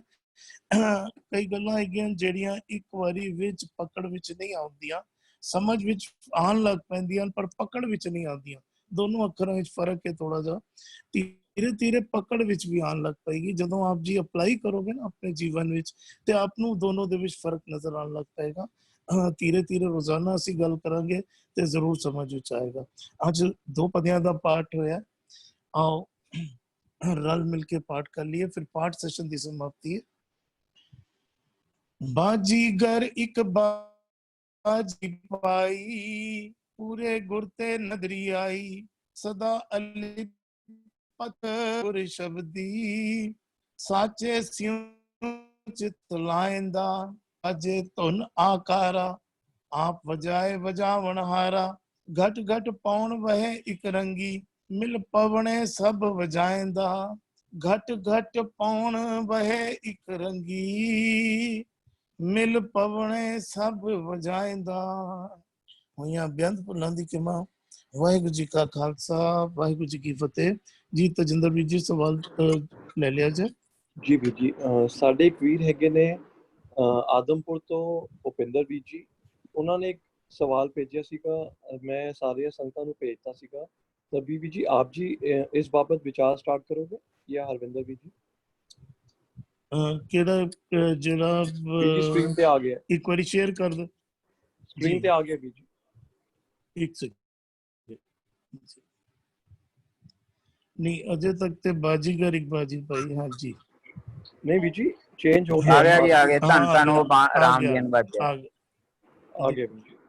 ਦੇਖੋ ਇਸ ਦੇ ਵਿੱਚ ਡਿਟੇਲ ਵਿੱਚ ਤੇ ਮੈਂ ਪੂਰੀ ਐਸੀ ਡਿਟੇਲ ਨਹੀਂ ਦੇਣਾ ਚਾਹ ਰਿਹਾ, ਮੈਂ ਸਿਰਫ ਥੋੜੀ ਜਿਹੀ ਇਹਦੇ ਉੱਤੇ 1-2 ਗੱਲਾਂ ਕਰਨਾ ਚਾਹ ਰਿਹਾ ਸਿਰਫ ਇਸ ਸ਼ਬਦ ਬਾਬਤ। ਸਭ ਤੋਂ ਪਹਿਲਾਂ ਇਸ ਪਦੇ ਵਿੱਚ ਅਸੀਂ ਧਿਆਨ ਦੇਈਏ ਨਾ, ਤੇ ਇਸ ਦੇ ਵਿੱਚ ਜਿਹੜੇ ਅੱਖਰ ਇਸਤੇਮਾਲ ਕੀਤੇ ਗਏ ਹਨ, ਜਿਸ ਤਰ੍ਹਾਂ ਅਸੀਂ ਬਾਕੀ ਸ਼ਬਦ ਪੜਨਾ ਕਰੀਏ, ਮਾਤਾ ਦੇਵਕੀ ਦਾ ਜ਼ਿਕਰ ਆ ਰਿਹਾ ਹੈ, ਕ੍ਰਿਸ਼ਨ ਜੀ ਦਾ ਜ਼ਿਕਰ ਆਉਂਦਾ ਹੈ, ਅੱਗੇ ਅਸੀਂ ਚੱਲਾਂਗੇ ਤੇ ਰਮਈਆ ਦਾ ਵੀ ਜ਼ਿਕਰ ਆਉਂਦਾ ਹੈ। ਪਰ ਅਸੀਂ ਜਦੋਂ ਅਸੀਂ ਬਿਲਕੁਲ ਆਰੰਭ ਵਿੱਚ ਰਹੋ ਦਾ ਪਦੇ ਤੋਂ ਅਸੀਂ ਆਰੰਭ ਕਰੀਏ ਨਾ, ਬਿਲਕੁਲ ਇੱਕ ਵਾਰੀ ਸਕਰੀਨ ਉੱਪਰ ਕਰਿਆ ਜੇ ਵੀਰ ਜੀ, ਬਿਲਕੁਲ ਆਰੰਭ ਤੇ ਲੈ ਜਾਇਆ ਜੇ। ਹਰਪ੍ਰੀਤ ਵੀਰ ਜੀ ਬਿਲकुल आराम से शब्द खोल दिया जाए जी। मधुर तन तन तन और ऊपर ऊपर भी जी। तन तन ओ राम बेन बाजे, मधुर मधुर धुन अनहत गाजे। ਅਸੀਂ ਧਿਆਨ ਦਈਏ ਨਾ, ਅੱਗੇ ਕ੍ਰਿਸ਼ਨ ਜੀ ਦੇ ਨਾਮ ਆਉਂਦੇ ਹਨ, ਪਰ ਇੱਥੇ ਜਿਹੜਾ ਆਰੰਭ ਹੋਇਆ ਰਾਹੋ ਦੇ ਪਦੇ ਵਿੱਚ, ਰਾਮ ਬੇਨ ਬਾਜੇ, ਰਾਮ ਦੀ ਬੀਨਾ ਵੱਜ ਰਹੀ ਹੈ। ਔਰ ਅਗਰ ਅਸੀਂ ਇਤਿਹਾਸ ਦੇ ਨਾਲ ਜੋੜਨਾ ਕਰਾਂਗੇ ਤੇ ਇਤਿਹਾਸ ਵਿੱਚ ਰਾਮ ਜੀ ਦੇ ਹੱਥ ਵਿੱਚ ਬਾਂਸੁਰੀ ਨਹੀਂ ਸੀ, ਬਾਂਸੁਰੀ ਕ੍ਰਿਸ਼ਨ ਜੀ ਦੇ ਹੱਥ ਵਿੱਚ ਸੀ। ਪਰ ਇੱਥੇ ਧੰਨ ਧੰਨ ਉਹ ਰਾਮ ਬੇਨ ਬਾਜੇ, ਰਾਮ ਦਾ ਜ਼ਿਕਰ ਆ ਰਿਹਾ। ਪਾਓ ਉਸ ਰਾਮ ਦਾ ਹੈ ਜਿਹੜਾ ਹਰ ਘਟ ਵਿੱਚ ਰਮਈਆ ਜਿਹੜਾ ਵਸਿਆ ਹੋਇਆ ਹੈ। ਅੱਜ ਵੀ ਅਸੀਂ ਪਾਠ ਕਰਕੇ ਆਏ ਨਾ, ਬਾਜੇ ਬਾਜੇ ਬਾਜੇ ਧੁਨ ਆਕਾਰਾ, ਅੱਜ ਵੀ ਅਸੀਂ ਉਹੀਓ ਪਾਠ ਕਰਕੇ ਆਏ ਆ। ਉਸ ਰਾਮ ਦੀ ਜਿਹੜਾ ਹਰ ਘਟ ਵਿੱਚ ਵਸਿਆ ਹੋਇਆ ਹੈ, ਉਸ ਦਾ ਵਾਜਾ ਸਾਰੇ ਸ਼ਰੀਰਾਂ ਵਿੱਚ ਵੱਜ ਰਿਹਾ ਹੈ। ਮਧੁਰ ਮਧੁਰ ਧੁਨ ਅਨਹਤ ਗਾਜੇ, ਮਧੁਰ ਮਧੁਰ ਧੁਨੀ ਜਿਹੜੀ ਹੈ ਬਿਨਾਂ ਵਜਾਏ ਵੱਜ ਰਹੀ ਹੈ। ਹੁਣ ਅਸੀਂ ਅੱਗੇ ਵੀ ਥੋੜਾ ਜਿਹਾ ਚੱਲੀਏ ਨਾ, ਧੰਨ ਧੰਨ ਮੇਘਾ ਰੋਮਾਵਲੀ, ਤੇ ਅੱਗੇ ਧੰਨ ਧੰਨ ਕ੍ਰਿਸ਼ਨ ਓਡੇ ਕਾਂਬਲੀ। ਇਹਦੇ ਵਿੱਚ ਅਸੀਂ ਅਗਰ ਅਸੀਂ ਕਾਂਬਲੀ ਨੂੰ ਸਮਝਣਾ ਕਰੀਏ, ਕਾਂਬਲੀ ਅੱਖਰ ਜਿਹੜਾ ਹੈ 2 ਅੱਖਰਾਂ ਦੇ ਸੁਮੇਲ ਨਾਲ ਬਣਦਾ ਹੈ। ਇੱਕ ਅੱਖਰ ਹੈ ਕਮ ਤੇ ਇੱਕ ਅੱਖਰ ਹੈ ਬਲ, ਕੰਬਲ, ਤਈਓ ਕੰਬਲ ਬਣਦਾ ਨਾ। ਕਾਂਬਲੀ ਅੱਖਰ ਵੈਸੇ ਕੰਬਲ ਲਈ ਆ ਰਿਹਾ, ਕਾਂਬਲੀ ਦੇ ਲਈ ਆ ਰਿਹਾ ਹੈਗਾ। ਤੇ ਇੱਥੇ ਵੀ ਜ਼ਿਕਰ ਜਿਹੜਾ ਕਰ ਰਹੇ ਹਨ, ਕੰਮ ਤੋਂ ਪਾਓ ਪਾਣੀ ਹੈ, ਪਾਣੀ ਤੋਂ ਪਾਓ ਜਿਹੜਾ ਜ਼ਿਕਰ ਆਉਂਦਾ ਹੈ। ਕੰਬਲ ਜਿਹੜਾ ਹੈ ਅਗਰ ਭਿੱਜ ਵੀ ਜਾਏ, ਅਗਰ ਤਾਂ ਵੀ ਜਿਹੜਾ ਹੈ ਉਹ ਬਲ ਰੱਖਦਾ ਹੈ ਸਾਨੂੰ ਬਚਾਉਣ ਦਾ। ਤੇ ਇੱਥੇ ਇੱਕ ਹੋਰ ਅਸੀਂ ਪੰਕਤੀ ਸ਼ੇਅਰ ਕਰੀਏ ਨਾ, ਭੀਜੋਂ ਸੀਜੋਂ ਕੰਬਲੀ, ਲੋਈ ਭਾਵੇਂ ਭਿੱਜ ਕੇ ਸਿੱਲੀ ਵੀ ਹੋ ਜਾਏ, ਪਰ ਤਦ ਵੀ ਸਰੀਰ ਨੂੰ ਬਚਾਉਣ ਦੇ ਕੰਮ ਆਉਂਦੀ ਹੈ। ਤੇ ਇੱਥੇ ਭਾਵ ਜਿਹੜਾ ਆ ਰਿਹਾ ਹੈ ਕਿ ਅਗਰ ਸਰੀਰ ਦੇ ਵਿੱਚ ਕਸ਼ਟ ਵੀ ਹੋਣ ਤਾਂ ਵੀ ਓਟ ਆਸਰਾ ਪਰਮਾਤਮਾ ਦਾ ਲੈਣਾ ਚਾਹੀਦਾ ਹੈ, ਉਸ ਅਕਾਲ ਪੁਰਖ ਦਾ ਲੈਣਾ ਚਾਹੀਦਾ ਹੈ। ਉਸ ਬਾਬਤ ਸ਼ਬਦ ਚੱਲ ਰਿਹਾ ਹੈ। ਸਿਧਾਂਤਿਕ ਤੌਰ ਤੇ ਮੈਂ ਸਿਰਫ ਇੱਕ ਗੱਲ ਕਰਕੇ ਸਮਾਪਤੀ ਕਰ ਰਿਹਾ ਹਾਂ ਸੀ ਕਿ ਸਿਧਾਂਤਿਕ ਤੌਰ ਤੇ ਜਿੰਨੇ ਵੀ ਅਵਤਾਰ ਹੋਏ ਹਨ, ਗੁਰੂ ਸਾਹਿਬ ਨੇ ਸਾਨੂੰ ਅਵਤਾਰਾਂ ਨਾਲ ਨਹੀਂ ਜੋੜਨਾ ਕੀਤਾ। ਅਵਤਾਰ ਆਪਣੇ ਸਮੇਂ ਸਿਰ ਆਏ ਤੇ ਸਮੇਂ ਸਿਰ ਚਲੇ ਗਏ ਹਨ। ਗੁਰੂ ਸਾਹਿਬ ਦੀ ਬਾਣੀ ਵੀ ਆਉਂਦੀ ਹੈ ਨਾ, ਸੋ ਮੁਖ ਜਲੋਂ ਜਿਤ ਕਹੇ ਠਾਕੁਰ ਜੋਨੀ। ਸਿਧਾਂਤਿਕ ਤੌਰ ਤੇ ਅਸੀਂ ਸਭ ਤੋਂ ਪਹਿਲਾਂ ਬਸ ਇਹ ਸਿਧਾਂਤ ਮਨ ਵਿੱਚ ਧਾਰਨ ਕਰਕੇ ਚੱਲਣਾ ਕਰੀਏ ਕਿ ਉਹ ਮੁੱਖ ਹੀ ਸੜ ਜਾਏ ਜੋ ਕਹੇ ਕਿ ਠਾਕੁਰ ਉਹ ਪ੍ਰਮਾਤਮਾ ਜੂਨਾ ਵਿੱਚ ਆਉਂਦਾ ਹੈ। ਭਾਵ ਜੂਨਾ ਵਿੱਚ ਪ੍ਰਮਾਤਮਾ ਨਹੀਂ ਆਇਆ ਕਦੀ ਵੀ। ਤੇ ਗੁਰੂ ਸਾਹਿਬ ਇੱਥੇ ਜਿਹੜੇ ਅੱਖਰ ਯੂਜ਼ ਕਰ ਰਹੇ ਹਨ, ਅਗਰ ਉਹ ਅੱਖਰ ਸਾਨੂੰ ਭੁਲੇਖਾ ਦੇ ਰਹੇ ਹਨ ਕਿ ਜਿਹੜੇ ਕ੍ਰਿਸ਼ਨ ਜੀ ਜਾਂ ਰਾਮਚੰਦਰ ਜੀ ਬਾਬਤ ਸਾਨੂੰ ਭੁਲੇਖਾ ਲੱਗ ਰਿਹਾ ਤੇ ਸਾਨੂੰ ਉਹਦੀ ਖੋਜ ਕਰਨ ਦੀ ਲੋੜ ਹੈ। ਜਿਹੜੀ ਖੋਜ ਜਿਹੜੀ ਹੈ ਹੁਣ ਬਾਕੀ ਵੀਰ ਵੀ ਸਮਝਾਣਾ ਕਰਨਗੇ, ਕਿਉਂਕਿ ਇਸ ਨੂੰ ਅਸੀਂ ਜਿਸ ਤਰ੍ਹਾਂ ਖੋਲੀ ਜਾਵਾਂਗੇ ਇੱਕ ਇੱਕ ਅੱਖਰ ਜਿਹੜਾ ਹੈ ਉਹ ਸਾਨੂੰ ਚੰਗੀ ਤਰ੍ਹਾਂ ਸਮਝ ਆਣਾ ਸ਼ੁਰੂ ਹੋ ਜਾਏਗਾ। ਜੀ ਹਰਵਿੰਦਰ ਵੀਰ ਜੀ, ਆਪ ਜੀ ਇਸ ਬਾਬਤ ਕੁਝ ਕਹਿਣਾ ਚਾਹੋਗੇ? ਦੇਖੋ ਇਹ ਸ਼ਬਦ ਵੀ ਭਗਤ ਨਾਮਦੇਵ ਜੀ ਦਾ ਹੀ ਹੈ। ਇਹ ਇੱਥੇ ਕਹਿ ਰਹੇ ਨੇ ਵੀ ਧੰਨ ਧੰਨ ਉਹ ਰਾਮ ਬੇਨ ਬਾਜੇ। ਵੀ ਦੇਖੋ ਇੱਕ ਭਗਤ ਨਾਮਦੇਵ ਜੀ ਦਾ ਸ਼ਬਦ ਹੈ, ਉੱਥੇ ਉਹ ਕਹਿੰਦੇ ਨੇ ਵੀ ਪਾਂਡੇ ਤੁਮਰਾ ਰਾਮਚੰਦ ਸੋ ਵੀ ਆਵਤ ਦੇਖਿਆ ਥਾ, ਰਾਵਣ ਸੇਤੀ ਸਰਬਰ ਹੋਈ ਘਰ ਕੀ ਜੋਏ ਗਵਾਈ ਥੀ।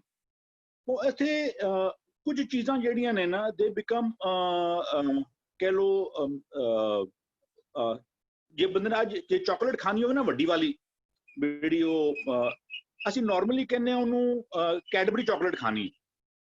ਕੈਡਬਰੀ ਇੱਕ ਬ੍ਰਾਂਡ ਨੇਮ ਹੈ। ਕੈਡਬਰੀ ਉਸ ਚਾਕਲੇਟ ਦਾ ਨਾਮ ਨਹੀਂ ਹੈ। ਉਹ ਤੁਹਾਨੂੰ ਨੈਸਲੇ ਦੀ ਵੀ ਮਿਲੇਗੀ, ਅਮੂਲ ਦੀ ਵੀ ਮਿਲੇਗੀ ਤੇ ਕੈਡਬਰੀ ਕੰਪਨੀ ਦੀ ਵੀ ਮਿਲੇਗੀ। ਲੇਕਿਨ ਕੁਝ ਚੀਜ਼ਾਂ ਦਾ ਪ੍ਰਭਾਵ ਸਾਡੇ ਮਨ ਦੇ ਉੱਤੇ ਐਸਾ ਪੈ ਚੁੱਕਾ ਹੋਇਆ ਹੈ ਕਿ ਅਸੀਂ ਉਹਨੂੰ ਜਦੋਂ ਜੇ ਬੱਚੇ ਨੇ ਵੱਡੀ ਚਾਕਲੇਟ ਖਾਣੀ ਹੋਵੇ ਨਾ, ਕੋਈ ਕਹਿੰਦਾ ਕੈਡਬਰੀ ਚਾਕਲੇਟ ਖਾਣੀ। ਇੱਕ ਹੋਰ ਉਦਾਹਰਨ ਲੈ ਲਈਏ, ਸਮਝੋ ਅੱਜ ਜਿਹੜਾ ਲੱਕੜੀ ਦੇ ਉੱਤੇ ਅਸੀਂ ਪਲਾਈਵੁੱਡ ਦੇ ਉੱਤੇ ਜੋ ਲੈਮੀਨੇਟ ਲਗਾਉਂਦੇ ਆ, ਉਹਦਾ ਨਾਮ ਲੈਮੀਨੇਟ ਹੈ। ਹੁਣ ਤੇ ਸਮਝੋ ਨਾ ਫਿਰ ਬਹੁਤ ਸਾਰੀਆਂ ਕੰਪਨੀਆਂ ਹੋ ਗਈਆਂ। ਮਤਲਬ ਅੱਛੀ ਉਮਰ ਤੱਕ ਮੇਰੀ ਸਮਝੋ 25-30 ਸਾਲ ਦੀ ਉਮਰ ਤੱਕ ਨਾਰਮਲੀ ਉਹਨੂੰ ਕਿਹਾ ਜਾਂਦਾ ਸੀ ਕਿਹੜਾ ਫਰਨੀਚਰ ਬਣਾਉਣਾ ਹੈ, ਸਨਮਾਈਕਾ ਵਾਲਾ ਫਰਨੀਚਰ ਬਣਾਉਣਾ ਹੈ। ਵਿੱਕੀ ਕਿਹੜਾ ਵੀ ਉਹ ਪਲਾਈਵੁੱਡ ਲੈ ਕੇ ਤਾਂ ਸਨਮਾਈਕਾ ਲਗਾ ਲਓ। ਹੁਣ ਸਨਮਾਈਕਾ ਇੱਕ ਬ੍ਰਾਂਡ ਨੇਮ ਹੈ।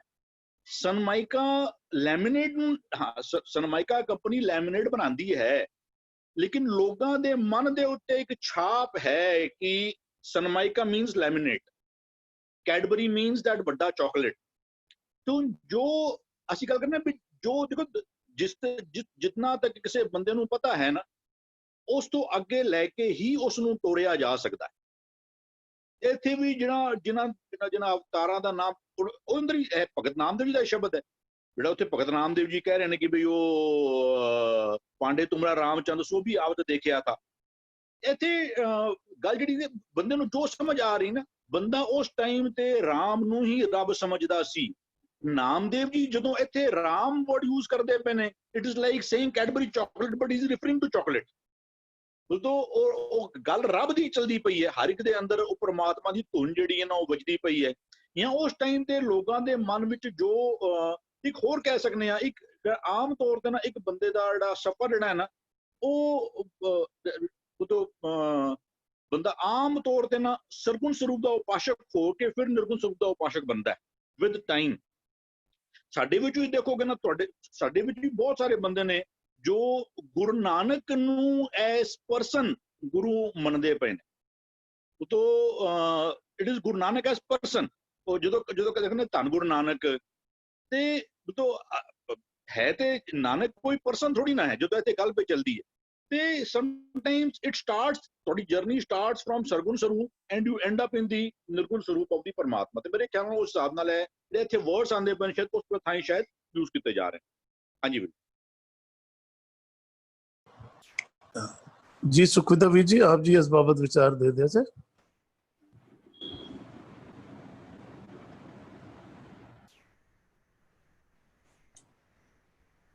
ਵੀਰ ਜੀ ਕਿਤਨਾ ਕੋਇਨਸੀਡੈਂਸ ਕਹਿ ਲੋ, ਅੱਜ ਵਾਲਾ ਜਿਹੜਾ ਸ਼ਬਦ ਸਤਿਗੁਰੂ ਜੀ ਨੇ ਉੱਥੇ ਵੀ ਵਾਜਾ ਵਾਜੇ ਵਾਲੀ ਗੱਲ ਚੱਲ ਰਹੀ ਸੀ। ਉੱਥੇ ਲਫ਼ਜ਼ ਵੀ ਸਤਿਗੁਰੂ ਜੀ ਨੇ ਜੋ ਲਫ਼ਜ਼ ਅੱਜ ਸਤਿਗੁਰੂ ਜੀ ਦੇ ਉਸ ਸ਼ਬਦ ਵਿੱਚ ਬਤੇ ਉਹੀ ਸਾਰਾ ਭਾਵ ਇਸ ਸ਼ਬਦ ਵਿੱਚ ਸਤਿਗੁਰੂ ਜੀ ਸਾਡੇ ਨਾਲ ਸ਼ੇਰ ਕਰ ਰਹੇ ਨੇ।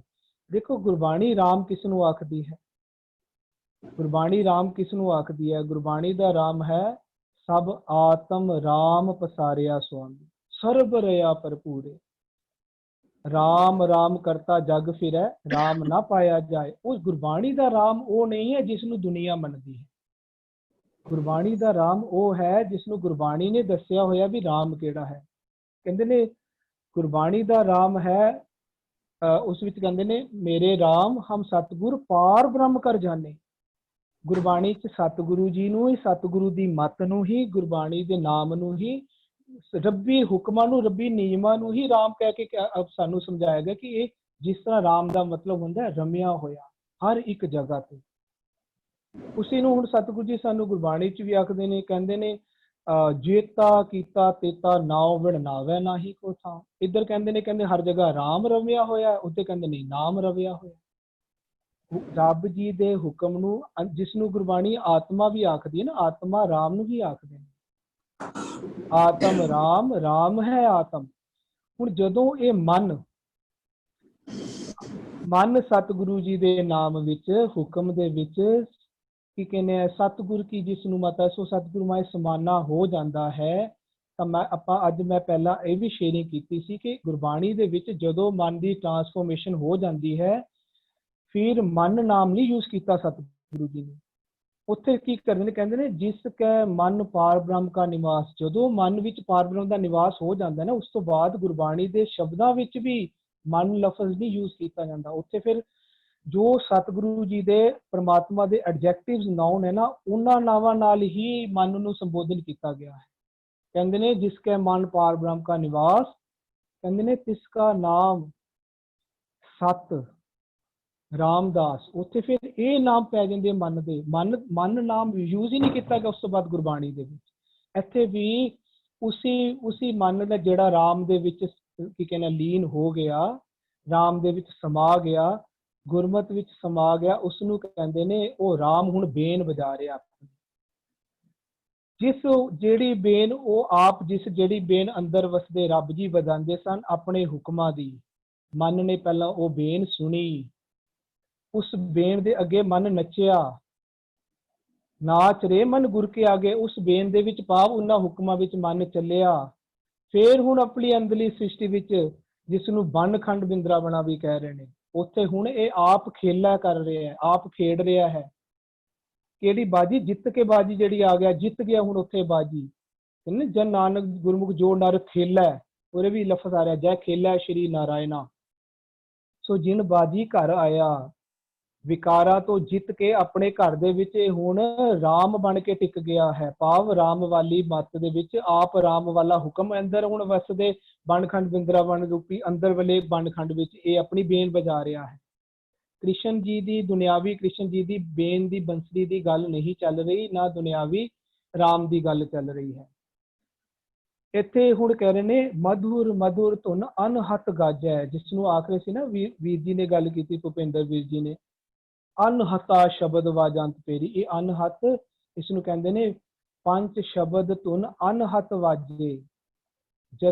ਕਦੋਂ ਵੱਜਦੇ ਨੇ? ਜਦੋਂ ਪਹਿਲਾਂ ਮਨ ਉਹ ਸ਼ਬਦ ਦੇ ਵਾਜੇ ਸੁਣਦਾ ਹੈ, ਉਹਨਾਂ ਸ਼ਬਦ ਦੇ ਵਿੱਚ ਲੀਨ ਹੁੰਦਾ, ਫਿਰ ਖੁਦ ਤਾਂ ਵਜਾਉਂਦਾ ਹੈ, ਤਾਂ ਉਹਦੇ ਅੰਦਰ ਇਹ ਵਾਜੇ ਵੱਜਦੇ ਆ ਤੇ ਉਹ ਅੱਗੇ ਆਪਣੇ ਇਸੀ ਵਾਜਿਆਂ ਵਿੱਚ ਆਪ ਬੰਸਰੀ ਵਜਾਉਂਦਾ ਹੈ, ਭਾਵ ਹੁਕਮ ਦੀ ਬੰਸਰੀ ਆਪ ਚੱਲਦਾ ਹੈ ਤੇ ਆਪਣੇ ਸਾਰਿਆਂ ਨੂੰ ਅੰਦਰਲੇ ਵਸੇ ਜੀਆਂ ਜਨਤਾ ਨੂੰ ਵੀ ਇਹ ਵਾਲਾ ਖੇਲ ਖਿਲਾਉਂਦਾ ਹੈ। ਆਪ ਬੇਨ ਵਜਾਉਂਦਾ ਇਹ ਵਾਲਾ, ਤੇ ਆਪ ਜਿਹੜੀ ਅੰਦਰਲੀ ਜਿਸ ਨੂੰ ਕਹਿੰਦੇ ਨੇ ਗੋ ਧਨ ਚਰੈ, ਗੋ ਧਨ ਅੰਦਰਲੇ ਵਾਲੇ ਗਊ ਰੂਪੀ ਧਨ ਰੂਪੀ ਸ੍ਰਿਸ਼ਟੀ ਨੂੰ ਵੀ ਆਖਿਆ ਗਿਆ ਹੈ ਇੱਕ ਜਗ੍ਹਾ ਤੇ, ਉਹਨਾਂ ਨੂੰ ਵੀ ਚਰਾਂਦਾ ਹੈ ਇਸ ਦੇ ਵਿੱਚ। ਇਹ ਨਾਮੇ ਕਾ ਸਵਾਮੀ ਇਹੀ ਹੈ ਜਿਹੜਾ ਹੁਣ ਬਣ ਗਿਆ ਅੰਦਰ, ਇਹ ਹੁਣ ਆਪ ਆਨੰਦ ਕਰਦਾ ਪਿਆ ਤੇ ਆਪਣੇ ਸਾਰੇ ਜੀਆਂ ਜਨਤਾ ਨੂੰ ਵੀ ਉਸ ਖੇਡਾਂ ਵਿੱਚ ਚਲਾਉਂਦਾ ਹੈ, ਉਸ ਖੇਡ ਖਿਡਾਉਂਦਾ ਹੈ। ਔਰ ਆਪ ਇਸਨੇ ਪਹਿਲਾਂ ਉਹ ਵਾਲੀ ਤਨ ਕ੍ਰਿਸ਼ਨ, ਅੱਛਾ ਗੁਰਬਾਣੀ ਵਿੱਚ ਕ੍ਰਿਸ਼ਨ ਵੀ ਕਿਸ ਨੂੰ ਆਖਿਆ ਗਿਆ? ਗੁਰਬਾਣੀ ਦੇ ਕ੍ਰਿਸ਼ਨ ਵੀ ਆਪਾਂ ਸਮਝ ਲਈਏ, ਗੁਰਬਾਣੀ ਕ੍ਰਿਸ਼ਨ ਕਿਸ ਨੂੰ ਆਖਦੀ? ਕਹਿੰਦੇ ਨੇ ਏਕ ਕ੍ਰਿਸ਼ਨੰ ਸਰਵ ਦੇਵਾ, ਦੇਵ ਦੇਵਾਤਾ ਆਤਮਾ, ਆਤਮਾ ਵਾਸੁਦੇਵਸ। ਇਸ ਨੂੰ ਕਹਿੰਦੇ ਨੇ ਕਟ ਕਟ ਬਸੰਤ ਵਾਸੁਦੇਵਾ, ਪਾਰ ਬ੍ਰਹਮ ਪਰਮੇਸ਼ਰ। ਪਰਮਾਤਮਾ ਦੇ ਹੁਕਮਾਂ ਨੂੰ, ਪਰਮਾਤਮਾ ਦੇ ਨਿਯਮਾਂ ਨੂੰ, ਗੁਰੂ ਦੀ ਮੱਤ ਨੂੰ, ਸਤਿਗੁਰੂ ਜੀ ਦੀ ਮੱਤ ਨੂੰ, ਨਾਮ ਨੂੰ ਹੀ ਕ੍ਰਿਸ਼ਨ ਆਖਿਆ ਜਾਂਦਾ ਹੈ। ਜਿਹੜਾ ਕਿੱਥੇ ਪੈਦਾ ਹੁੰਦਾ ਹੈ? ਮਾਤਾ ਮਤ ਰੂਪੀ ਮਾਤਾ ਦੇ ਘਰ ਪੈਦਾ, ਜਿਸ ਨੂੰ ਇੱਥੇ ਮਾਤਾ ਦੇਵਕੀ ਆਖਿਆ ਗਿਆ, ਜਿਸ ਨੂੰ ਆਪਾਂ ਕਹਿੰਦੇ ਨੇ ਮਾਤਾ ਮਤ ਪਿਤਾ ਸੰਤੋਖ। ਇਹ ਵਾਲਾ ਕ੍ਰਿਸ਼ਨ ਕਿਹਦੇ ਘਰ ਪੈਦਾ ਹੁੰਦਾ? ਉਹਦੀ ਮਾਂ ਕਿਹੜੀ ਹੁੰਦੀ ਹੈ? ਮਾਤਾ ਮਤ। ਇਹ ਮਤ ਰੂਪੀ ਮਾਤਾ ਦੇ ਘਰ ਇਹ ਵਾਲਾ ਕ੍ਰਿਸ਼ਨ ਪੈਦਾ ਹੁੰਦਾ ਹੈ। ਇਹ ਅੰਦਰ ਹੈ ਮਾਤਾ ਮਤ। ਇਸ ਨੂੰ ਕਹਿੰਦੇ ਨੇ ਧੰਨ ਧੰਨ ਪਿਤਾ, ਧੰਨ ਧੰਨ ਕੁਲ, ਧੰਨ ਧੰਨ ਸੋ ਜਨਨੀ ਜਿਨੀ ਗੁਰੂ ਜਣਿਆ ਮਾਏ। ਇਹ ਉਹ ਵਾਲਾ ਮਾਤਾ ਮਤ ਦੇ ਘਰ, ਪਿਤਾ ਸੰਤੋਖ ਦੇ ਘਰ ਇਹ ਵਾਲਾ ਕ੍ਰਿਸ਼ਨ ਜਨਮ ਲੈਂਦਾ ਹੈ। ਇਹ ਸਾਡੇ ਅੰਦਰ ਹੈ। ਔਰ ਫਿਰ ਜਦੋਂ ਇਹ ਵਾਲਾ ਸਾਡੇ ਅੰਦਰ, ਇਹ ਵਾਲਾ ਰਮਈਆ ਕਵਲਾਪਤੀ ਸਾਡੇ ਅੰਦਰ ਜਦੋਂ ਅਸੀਂ ਉਹ ਬਣ ਜਾਂਦੇ, ਉਹਦੇ ਚ ਸਮਾ ਜਾਂਦੇ ਰਮਈਆ ਵਿੱਚ, ਜੋ ਕਵਲਾਪਤੀ ਪ੍ਰਮਾਤਮਾ ਹੈ, ਤਾਂ ਅਸੀਂ ਖੁਦ ਉਹਦੀ ਬੇਨ ਵਿੱਚ ਆਪ ਪਹਿਲਾਂ ਉਹਦੇ ਹੁਕਮਾਂ ਵਿੱਚ ਚੱਲਦੇ ਹਾਂ। ਉਹਦੇ ਹੁਕਮਾਂ ਵਿਚਕਾਰ ਸਾਡਾ ਮਨ ਕਰ ਚੱਲਦਾ ਹੈ ਤੇ ਆਪ ਉਹ ਬੇਨ ਵਜਾਉਂਦਾ। ਫਿਰ ਪਹਿਲਾਂ ਬੰਸਰੀਆਂ ਕਿਹਦੀਆਂ ਵਜਾਉਂਦਾ ਸੀ? ਪਹਿਲਾਂ ਹਰੇਕ ਦੀ ਬੰਸਰੀ ਪਿੱਛੇ ਤੁਰ ਪੈਂਦਾ ਹੁੰਦਾ ਸੀ। ਕੋਈ ਵੀ ਹਿਰਨ ਵਾਂਗ ਕਿਤੇ ਵੀ ਇਸਨੇ ਘੰਡੇ ਹੇੜੇ ਦੀ ਆਵਾਜ਼ ਸੁਣੀ, ਉਹਦੇ ਮਗਰ ਦੌੜ ਪੈਂਦਾ ਸੀ। ਹੁਣ ਕਿਸੇ ਆਵਾਜ਼ਾਂ ਦੇ ਪਿੱਛੇ ਨਹੀਂ ਜਾਂਦਾ, ਸਗੋਂ ਆਪ ਬੇਨ ਵਜਾਉਂਦਾ ਹੈ ਤੇ ਸਾਰਿਆਂ ਨੂੰ ਇਸ ਬੇਨ ਦੀ, ਇਸ ਹੁਕਮ ਦੀ ਆਵਾਜ਼ਾਂ ਦੇ ਪਿੱਛੇ ਤੋਰਦਾ ਹੈ। ਇਹਨਾਂ ਨੂੰ ਖਿਲਾਉਂਦਾ ਹੈ ਸਾਰਿਆਂ ਨੂੰ,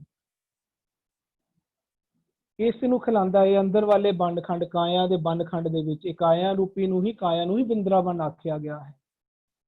ਇਹ ਮਨ ਨੂੰ ਕਾਸ਼ੀ ਆਖਿਆ ਜਾਂਦਾ ਹੈ। ਇਹ ਮਨ ਕਾਸ਼ੀ, ਸਭ ਤੀਰਥ ਸਿਮਰਤ ਸਤਿਗੁਰ ਦੀਆ ਵਜਾਏ। ਕਾਸ਼ੀ ਸ਼ਹਿਰ ਵੀ ਬਾਹਰਲੇ ਕਾਸ਼ੀ ਨੂੰ ਨਹੀਂ ਆਖਿਆ ਜਾਂਦਾ, ਮਨ ਰੂਪੀ ਕਾਸ਼ੀ, ਮਨ ਰੂਪ ਕਾਸ਼ੀ ਸ਼ਹਿਰ ਵਿੱਚ ਕਬੀਰ ਜੀ ਦਾ ਜਨਮ ਹੁੰਦਾ ਹੈ। ਔਰ ਬਿੰਦਰਾ ਅੰਦਰਲੇ ਵਾਲੇ ਬ੍ਰਿੰਦਾਵਨ ਦੇ ਵਿੱਚ ਮਾਤਾ ਰੂਪੀ ਮਾਤ ਦੇ ਵਿੱਚ, ਘਰ ਦੇ ਵਿੱਚ ਕ੍ਰਿਸ਼ਨ ਜੀ ਦਾ ਜਨਮ ਹੁੰਦਾ ਹੈ। ਔਰ ਫਿਰ ਉਹ ਜਿਹੜੀ ਬੇਨ ਅਸੀਂ ਵਜਾਉਂਦੇ ਹਾਂ, ਉਸ ਬੇਨ 'ਚ ਬਾਕੀ ਜੀਆਂ ਜਨਤਾ ਨੂੰ ਵੀ ਅਸੀਂ ਖਿਲਾਉਂਦੇ ਹਾਂ। ਇਹ ਉਹ ਅੰਦਰਲੀ ਬਹੁਤ ਪਿਆਰੀ ਅੱਜ ਜੋ ਸਤਿਗੁਰੂ ਸਾਨੂੰ ਕਰ ਰਹੇ ਹਨ ਨਾ, ਨਾਮੇ ਕਾ ਸੁਆਮੀ ਆਨੰਦ ਕਰੇ, ਬੜੀ ਆਨੰਦ ਵਾਲੀ ਅਵਸਥਾ ਇਸ 'ਚ ਬਿਆਨ ਕੀਤੀ ਜਾ ਰਹੀ। ਹਾਂਜੀ, very well explain Veer ji. एक और शब्द आता ना वीर जी, कृष्ण चरावत गौरे, ਉੱਤੇ ਹਾਂਜੀ। ਵੀ ਗਾਵਾਂ ਦਾ ਜ਼ਿਕਰ ਆਉਂਦਾ ਹੈ। ਉੱਤੇ ਕ੍ਰਿਸ਼ਨ ਆਤਮਾ ਦਾ ਕਰਕੇ ਆਉਂਦਾ ਹੈ ਤੇ ਹਾਂਜੀ। ਗਊਆਂ ਜਿਹੜਾ ਹੈ ਉਹ ਇੰਦਰੀਆਂ ਦਾ ਜ਼ਿਕਰ ਆਉਂਦਾ ਹੈ। ਤੇ ਬ੍ਰਿੰਦਾਵਨ ਜਿਸ ਤਰ੍ਹਾਂ ਆਪ ਜੀ ਨੇ ਵੀ ਸਮਝਾਣਾ ਕੀਤਾ, ਇਹ ਸਰੀਰ ਦੇ ਅੰਦਰ ਆਤਮਾ ਜਿਹੜੀ ਹੈ ਉਹ ਇੰਦਰੀਆਂ ਨੂੰ ਚਰਾ ਰਹੀ ਹੈ। ਉਸ ਬਾਬਤ ਵੀ ਵਿਚਾਰ ਆਉਂਦੇ ਹੈਗੇ। ਵਾਹ ਵਾਹ, ਬੜੇ ਬਹੁਤ ਵਧੀਆ, ਬਹੁਤ ਵਧੀਆ। ਜੀ ਤੁਸੀਂ ਬੜੀ ਖੂਬਸੂਰਤੀ ਨਾਲ ਐਕਸਪਲੇਨ ਕਰਨਾ ਕੀਤਾ। ਪਰਮਪਾਲ ਵੀਰ ਜੀ हैंड रेस कर रहे सन। परमपाल वीर जी, तजिंदर जी अनम्यूट करिए थे। वीर जी, परमपाल, ਭੁਪਿੰਦਰ इकबाल ਵੀਰ वीर ਜੀ जी और ਤੋਂ ਪੁੱਛ। भूपिंदर वीर जी। ठीक है जी, भूपिंदर आप वीर जी, गल आप जी कर विचार दिओ। दे दो, फिर परमपाल वीर जी दे नाल गल कर लेंगे जी। ਹਾਂਜੀ, ਇਹ ਨਾ ਨਾਮਦੇਵ ਜੀ ਨਾ ਆਪਣੀ ਉਸ ਉੱਚੀ ਅਵਸਥਾ ਦੀ ਗੱਲ ਕਰ ਰਹੇ ਨੇ, ਜਿਸ ਉੱਚੀ ਅਵਸਥਾ 'ਚ ਉਹਨਾਂ ਦਾ ਮਨ ਵਿਜ਼ਡਮ ਨਾਲ ਮਰਜ ਹੋ ਚੁੱਕਾ ਹੈ ਔਰ ਉਹ ਆਨੰਦ ਵਿੱਚ ਹਨ। ਆਖਰੀ ਪੰਕਤੀ 'ਚ ਆਉਂਦਾ ਨਾ, ਬੇਨ ਬਜਾਵੇ ਬੋਧਨ ਚਰੈ, ਨਾਮੇ ਕਾ ਸੁਆਮੀ ਆਨੰਦ ਕਰੇ। ਉਹਦਾ ਜਿਹੜਾ ਮਨ ਇਸ ਸਰੀਰ ਦਾ ਚਾਲਕ ਸੁਆਮੀ ਹੈ ਨਾ, ਉਹ ਹੁਣ ਆਨੰਦ ਵਿੱਚ ਹੈ। ਉਹ ਨਿਜ ਕਰ ਦੀ ਵਿਜ਼ਡਮ ਦੇ ਨਾਲ ਮਰਜ ਹੋ ਚੁੱਕਾ ਹੋਇਆ। ਹੁਣ ਉੱਤੋਂ ਦੱਸਦੇ ਨੇ ਧੰਨ ਧੰਨ ਉਹ ਰਾਮ ਬੇਨ ਬਾਜੈ। ਜਿਵੇਂ ਬਾਹਰਲੀ ਸਾਰੀ ਸ੍ਰਿਸ਼ਟੀ ਹੈ ਨਾ, ਇਹਦੇ ਸਾਰੇ ਕੁਦਰਤ ਦੇ ਨਿਯਮ ਜਿਤਨੇ ਵੀ ਨੇ ਨਾ, ਇਹ ਨਿਯਮਾਂ ਨੂੰ ਕਹਿੰਦੇ ਨੇ ਇਹ ਇਨਐਵਿਟੇਬਲ ਨੇ, ਇਹਨਾਂ ਨੂੰ ਕੋਈ ਚੇਂਜ ਨਹੀਂ ਕਰ ਸਕਦਾ। ਇਹ ਕੁਦਰਤ ਦੇ ਨਿਯਮ, ਅਸੀਂ ਇਹਨਾਂ ਨਿਯਮਾਂ ਵਿੱਚ ਰਹਿਣਾ ਸਿੱਖਦੇ ਹਾਂ ਤਾਂ ਹੁਕਮ ਰਜ਼ਾਈ ਚੱਲਣਾ ਸਿੱਖਦੇ ਹਾਂ। ਪਰ ਇਹ ਨਿਯਮਾਂ ਦੀ ਸਾਰੀ ਗੱਲ, ਹੁਕਮ ਮੇਰੇ ਅੰਦਰ ਵੀ ਨਾਨਕ ਲਿਖਿਆ ਨਾਲ ਹੈ ਨਾ, ਤਾਂ ਉਹ ਕਹਿੰਦੇ ਨੇ ਜਿਸ ਤਰ੍ਹਾਂ ਬਾਹਰ ਦੇ ਨਿਯਮਾਂ ਵਿੱਚ ਓਮਨੀ ਪ੍ਰੈਜ਼ੈਂਟ ਰਾਮ ਹੈ ਨਾ, ਰਾਮ ਰਮਿਆ ਹੋਇਆ ਰਾਮ, ਉਹਦੀ ਬੰਸਰੀ ਕੀ ਹੈ? ਉਹਦਾ ਨਿਯਮ। ਇਹ ਜਿਹੜਾ ਨਿਯਮ ਹੈ ਨਾ, ਇਹ ਨਿਯਮ ਦੀ ਜਿਹੜੀ ਬੰਸਰੀ ਰਾਮ ਦੇ ਨਾਲ, ਤੇ ਬੰਸਰੀ ਦਾ ਤੇ ਬਾਹਰਲੀ ਸਟੋਰੀ ਦੇ ਅੰਦਰ ਕ੍ਰਿਸ਼ਨ ਦਾ ਤਾਲੁਕ ਸੀ। ਸੋ ਇਹ ਰਾਮ ਦੀ ਬੰਸਰੀ ਦਾ ਮਤਲਬ ਹੈ ਓਮਨੀ ਪ੍ਰੈਜ਼ੈਂਟ ਗੋਡ ਦੀ ਓਮਨੀਪੋਟੈਂਸ। ਓਮਨੀਪੋਟੈਂਸ ਹੁੰਦਾ ਵੀ ਸਭ ਜਗ੍ਹਾ ਤੁਸੀਂ ਨਿਯਮਾਂ ਤੋਂ ਬਾਹਰ ਨਹੀਂ ਜਾ ਸਕਦੇ। ਐਂ ਜੀ ਨਿਯਮਾਂ ਤੋਂ ਬਾਹਰ ਆਪਣੀ ਅੰਦਰਲੀ ਸ੍ਰਿਸ਼ਟੀ ਜਾਓ ਨਾ, ਸਰੀਰ ਰੋਗੀ ਹੋ ਜਾਏਗਾ, ਅਪਸੈਟ ਹੋ ਜਾਏਗਾ, ਜਿਹਦੇ ਬਾਰੇ ਭੂਆ ਜੀ ਕਾਉਂਸਲਿੰਗ ਕਰ ਕਰਕੇ ਬਾਰ-ਬਾਰ ਗੱਲਾਂ ਦੱਸਦੇ ਨੇ ਨਾ, ਉਹਦੀ ਫੈਕਲਟੀ ਡਿਸਟਰਬ ਹੋ ਗਈ, ਇਹ ਹੋ ਗਿਆ, ਉਹ ਹੋ ਗਿਆ। ਉਹ ਸਾਰੇ ਕਿਤਨੇ ਮੈਡੀਕਲ ਟਰਮਸ ਦੇ ਲਫ਼ਜ਼ ਵੀ ਯੂਜ਼ ਕਰਦੇ ਨੇ। ਸੋ ਸੁਰਤ ਮਤ ਬੁੱਧ ਸਾਰੀ ਭੰਗ ਹੋ ਗਈ, ਡਿਸਟਰਬ ਹੋ ਗਈ। ਉਹ ਹੁਣ ਉਹ ਕਹਿੰਦੇ ਮੇਰੇ ਸਭ ਜਗ੍ਹਾ ਨਾ ਕੁਦਰਤ ਦੇ ਨਿਯਮ ਦੀ ਬੰਸਰੀ ਵੱਜ ਰਹੀ ਹੈ। मधुर मधुर धुन अनहत गाजै, निरंतर ट्यून्ड उस बंसरी दे नाल, भाव हुक्म रजाई चलना दे नाल मेरे अंदर वो ट्यून बज रही है, ए रहाव है। धन धन मेघा रोमावली, मेघा रोमावली जेड़ा उन्हां दा मन है ना, उन्हें भेडां चाड़न वाला मन, उन्हें रोमावली, रोमावली हुंदा साडा एक एक रोम रोम, ए रोम रोम करके असीं जदों स्पिरिचुअल हो जांदे आ ना, उस अवस्था नूं कहंदे ने केसो केसो कुकी है। इस करके बारले कृष्ण नूं भी लोकां ने केशव कहना शुरू कर दिता सी, पर ये गल अंदर दी चल रही है। इस करके रोम रोम करके सारे जदों साडे रोम सारे विजडम नाल ट्यून्ड हो जांदे ने ना, तो मानो गुरु दे मुख तो निकली बात नाल मन करके उस पासे मुख करके ने, वरना कहंदे ना विच करता पुरख खलोआ, वाल ना विंगा हुआ। ओ वाल ना विंगा का मतलब की है, हुन जम कोई भी वाल विंगा नहीं कर सकते, जम पुठी मत वाले पासे नहीं ले जा सकते। एक एक वाल रोम रोम सारी सृष्टि ओदे विच है। धन धन मेघा रोमावली, उन्हें सारी जिहड़ी है ना, धन धन कृष्ण ओढ़े कामली, वो मेरे मन कृष्ण ने हुन ये वाली कंबली ओढ़ी हुई है, रोमावली वाली, रोम रोम करके ट्यून्ड फुल बॉडी। धन धन तू माता देवकी, ਉਹਦੇ ਕੋਲ ਇਹ ਦੇਵਕੀ ਮਾਤਾ ਦਾ ਕੀ ਮਤਲਬ ਹੁੰਦਾ ਹੈ? ਜਦੋਂ ਅਸੀਂ ਜਪਜੀ ਸਾਹਿਬ ਪੜ੍ਹ ਰਹੇ ਸੀ, ਗੁਰ ਈਸ਼ਰ ਗੁਰ ਗੋਰਖ ਬਰਮਾ ਗੁਰ ਪਾਰਬਤੀ ਮਾਈ, ਪਾਰ मतलब ਭਵਜਲ ਸਮੁੰਦਰ, ਵਿਕਾਰਾਂ ਦੇ ਸਮੁੰਦਰ ਤੋਂ ਪਾਰ ਲਿਜਾਣ ਵਾਲੀ ਮਾਈ, ਮਤ ਸੁਮਤ ਪ੍ਰਾਪਤ ਹੁੰਦੀ, ਉਹਨੂੰ ਦੇਵਕੀ ਕਹਿੰਦੇ ਨੇ। ਦੇਵਕੀ ਮਤਲਬ ਉਹ ਵਾਲੀ ਮਤ ਜਿਹਦੇ ਨਾਲ ਮੈਂ ਸਿਰਫ ਵਰਚੂਸ ਦੇ ਨਾਲ ਜੀਂਦਾ, ਮੈਂ ਅਵਗੁਣਾ ਦੇ ਵਿਕਾਰਾਂ ਦੇ ਸਮੁੰਦਰ ਵਿੱਚ ਡੁੱਬਦਾ ਹੀ ਨਹੀਂ ਆ। ਧੰਨ ਧੰਨ ਤੂੰ ਮਾਤਾ ਦੇਵਕੀ, ਇਹ ਕਿਹਨੂੰ ਪ੍ਰਾਪਤ ਹੋਈ ਹੈ? ਨਾਮਦੇਵ ਜੀ ਨੂੰ। ਧੰਨ ਧੰਨ ਤੂੰ ਮਾਤਾ ਦੇਵਕੀ,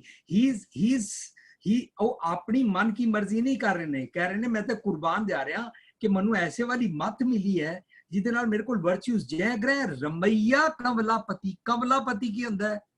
कंवल जल तो निरालम ऊपर रहन वाली अकल आ चुकी हुई है, अंदर उदा रमैया जिन्हों कंवलापति कहंदे ने, ओ वाली मत दिंदा है जिदे नाल दुनियावी विकारां दे समुंदर चिकड़ी च रहंदे होए ओदे डुबदे नहीं आ।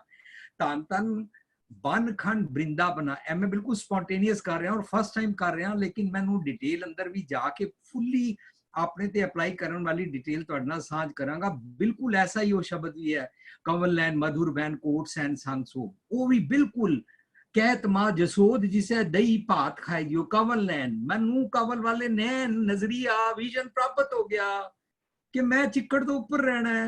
मधुर बैन मिठे बोल बन गए, मिठी बंसरी बजदी है। इस तरीके दे नाल अंदर दे सारे शब्द ने, धन धन बन खंड वृंदावना, एक एक सारे अंदर दे खंड, इनू बन कहंदे ने, इनू जंगल भी कहंदे ने। पर जे मैं अवगुणा नाल फसां तां मनु कहंदे ने बिखे बन फीका त्याग री सखीए।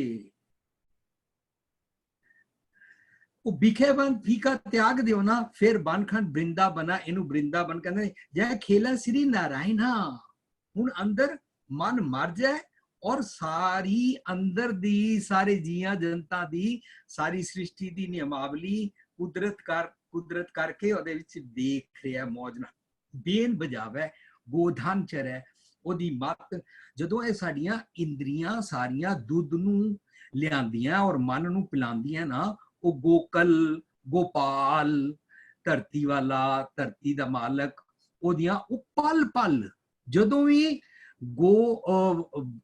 गल आएगी ना दुध पिलाण दी, तां सानू कड़ियां सब्बे गोपियां वाली गल पकड़ के लियानी पेगी कि हर पल विजडम दा दुध पीण दी गल चल रही है। बेन बजावे गोधन चरै, निरंतर सतगुर दी मत दा विजडम दा दूध लेंदे, नामे का स्वामी आनंद करे। इस तरह सारी फुल बॉडी आनंद विच रहंदी है, मिठी ट्यून बजदी है। कि मैं जितना मनु ने स्पॉन्टेनियस समझ आया मैं सांझ कीती है। सुखविंदर जी ने बड़ा अच्छा अंदर दा ओदा सांझ कीती। Thank you. बहुत सोहना एक्सप्लेन किया भुपिंदर ਵੀਰ जी आप जी ने। ਧੰਨਵਾਦ ਆਪ ਜੀ ਦਾ, ਅੰਦਰ ਦੀ ਸ੍ਰਿਸ਼ਟੀ ਦੇ ਨਾਲ ਰਿਲੇਟ ਕਰਕੇ ਆਪਨੇ ਬੜੇ ਸੋਹਣੇ ਤਰੀਕੇ ਨਾਲ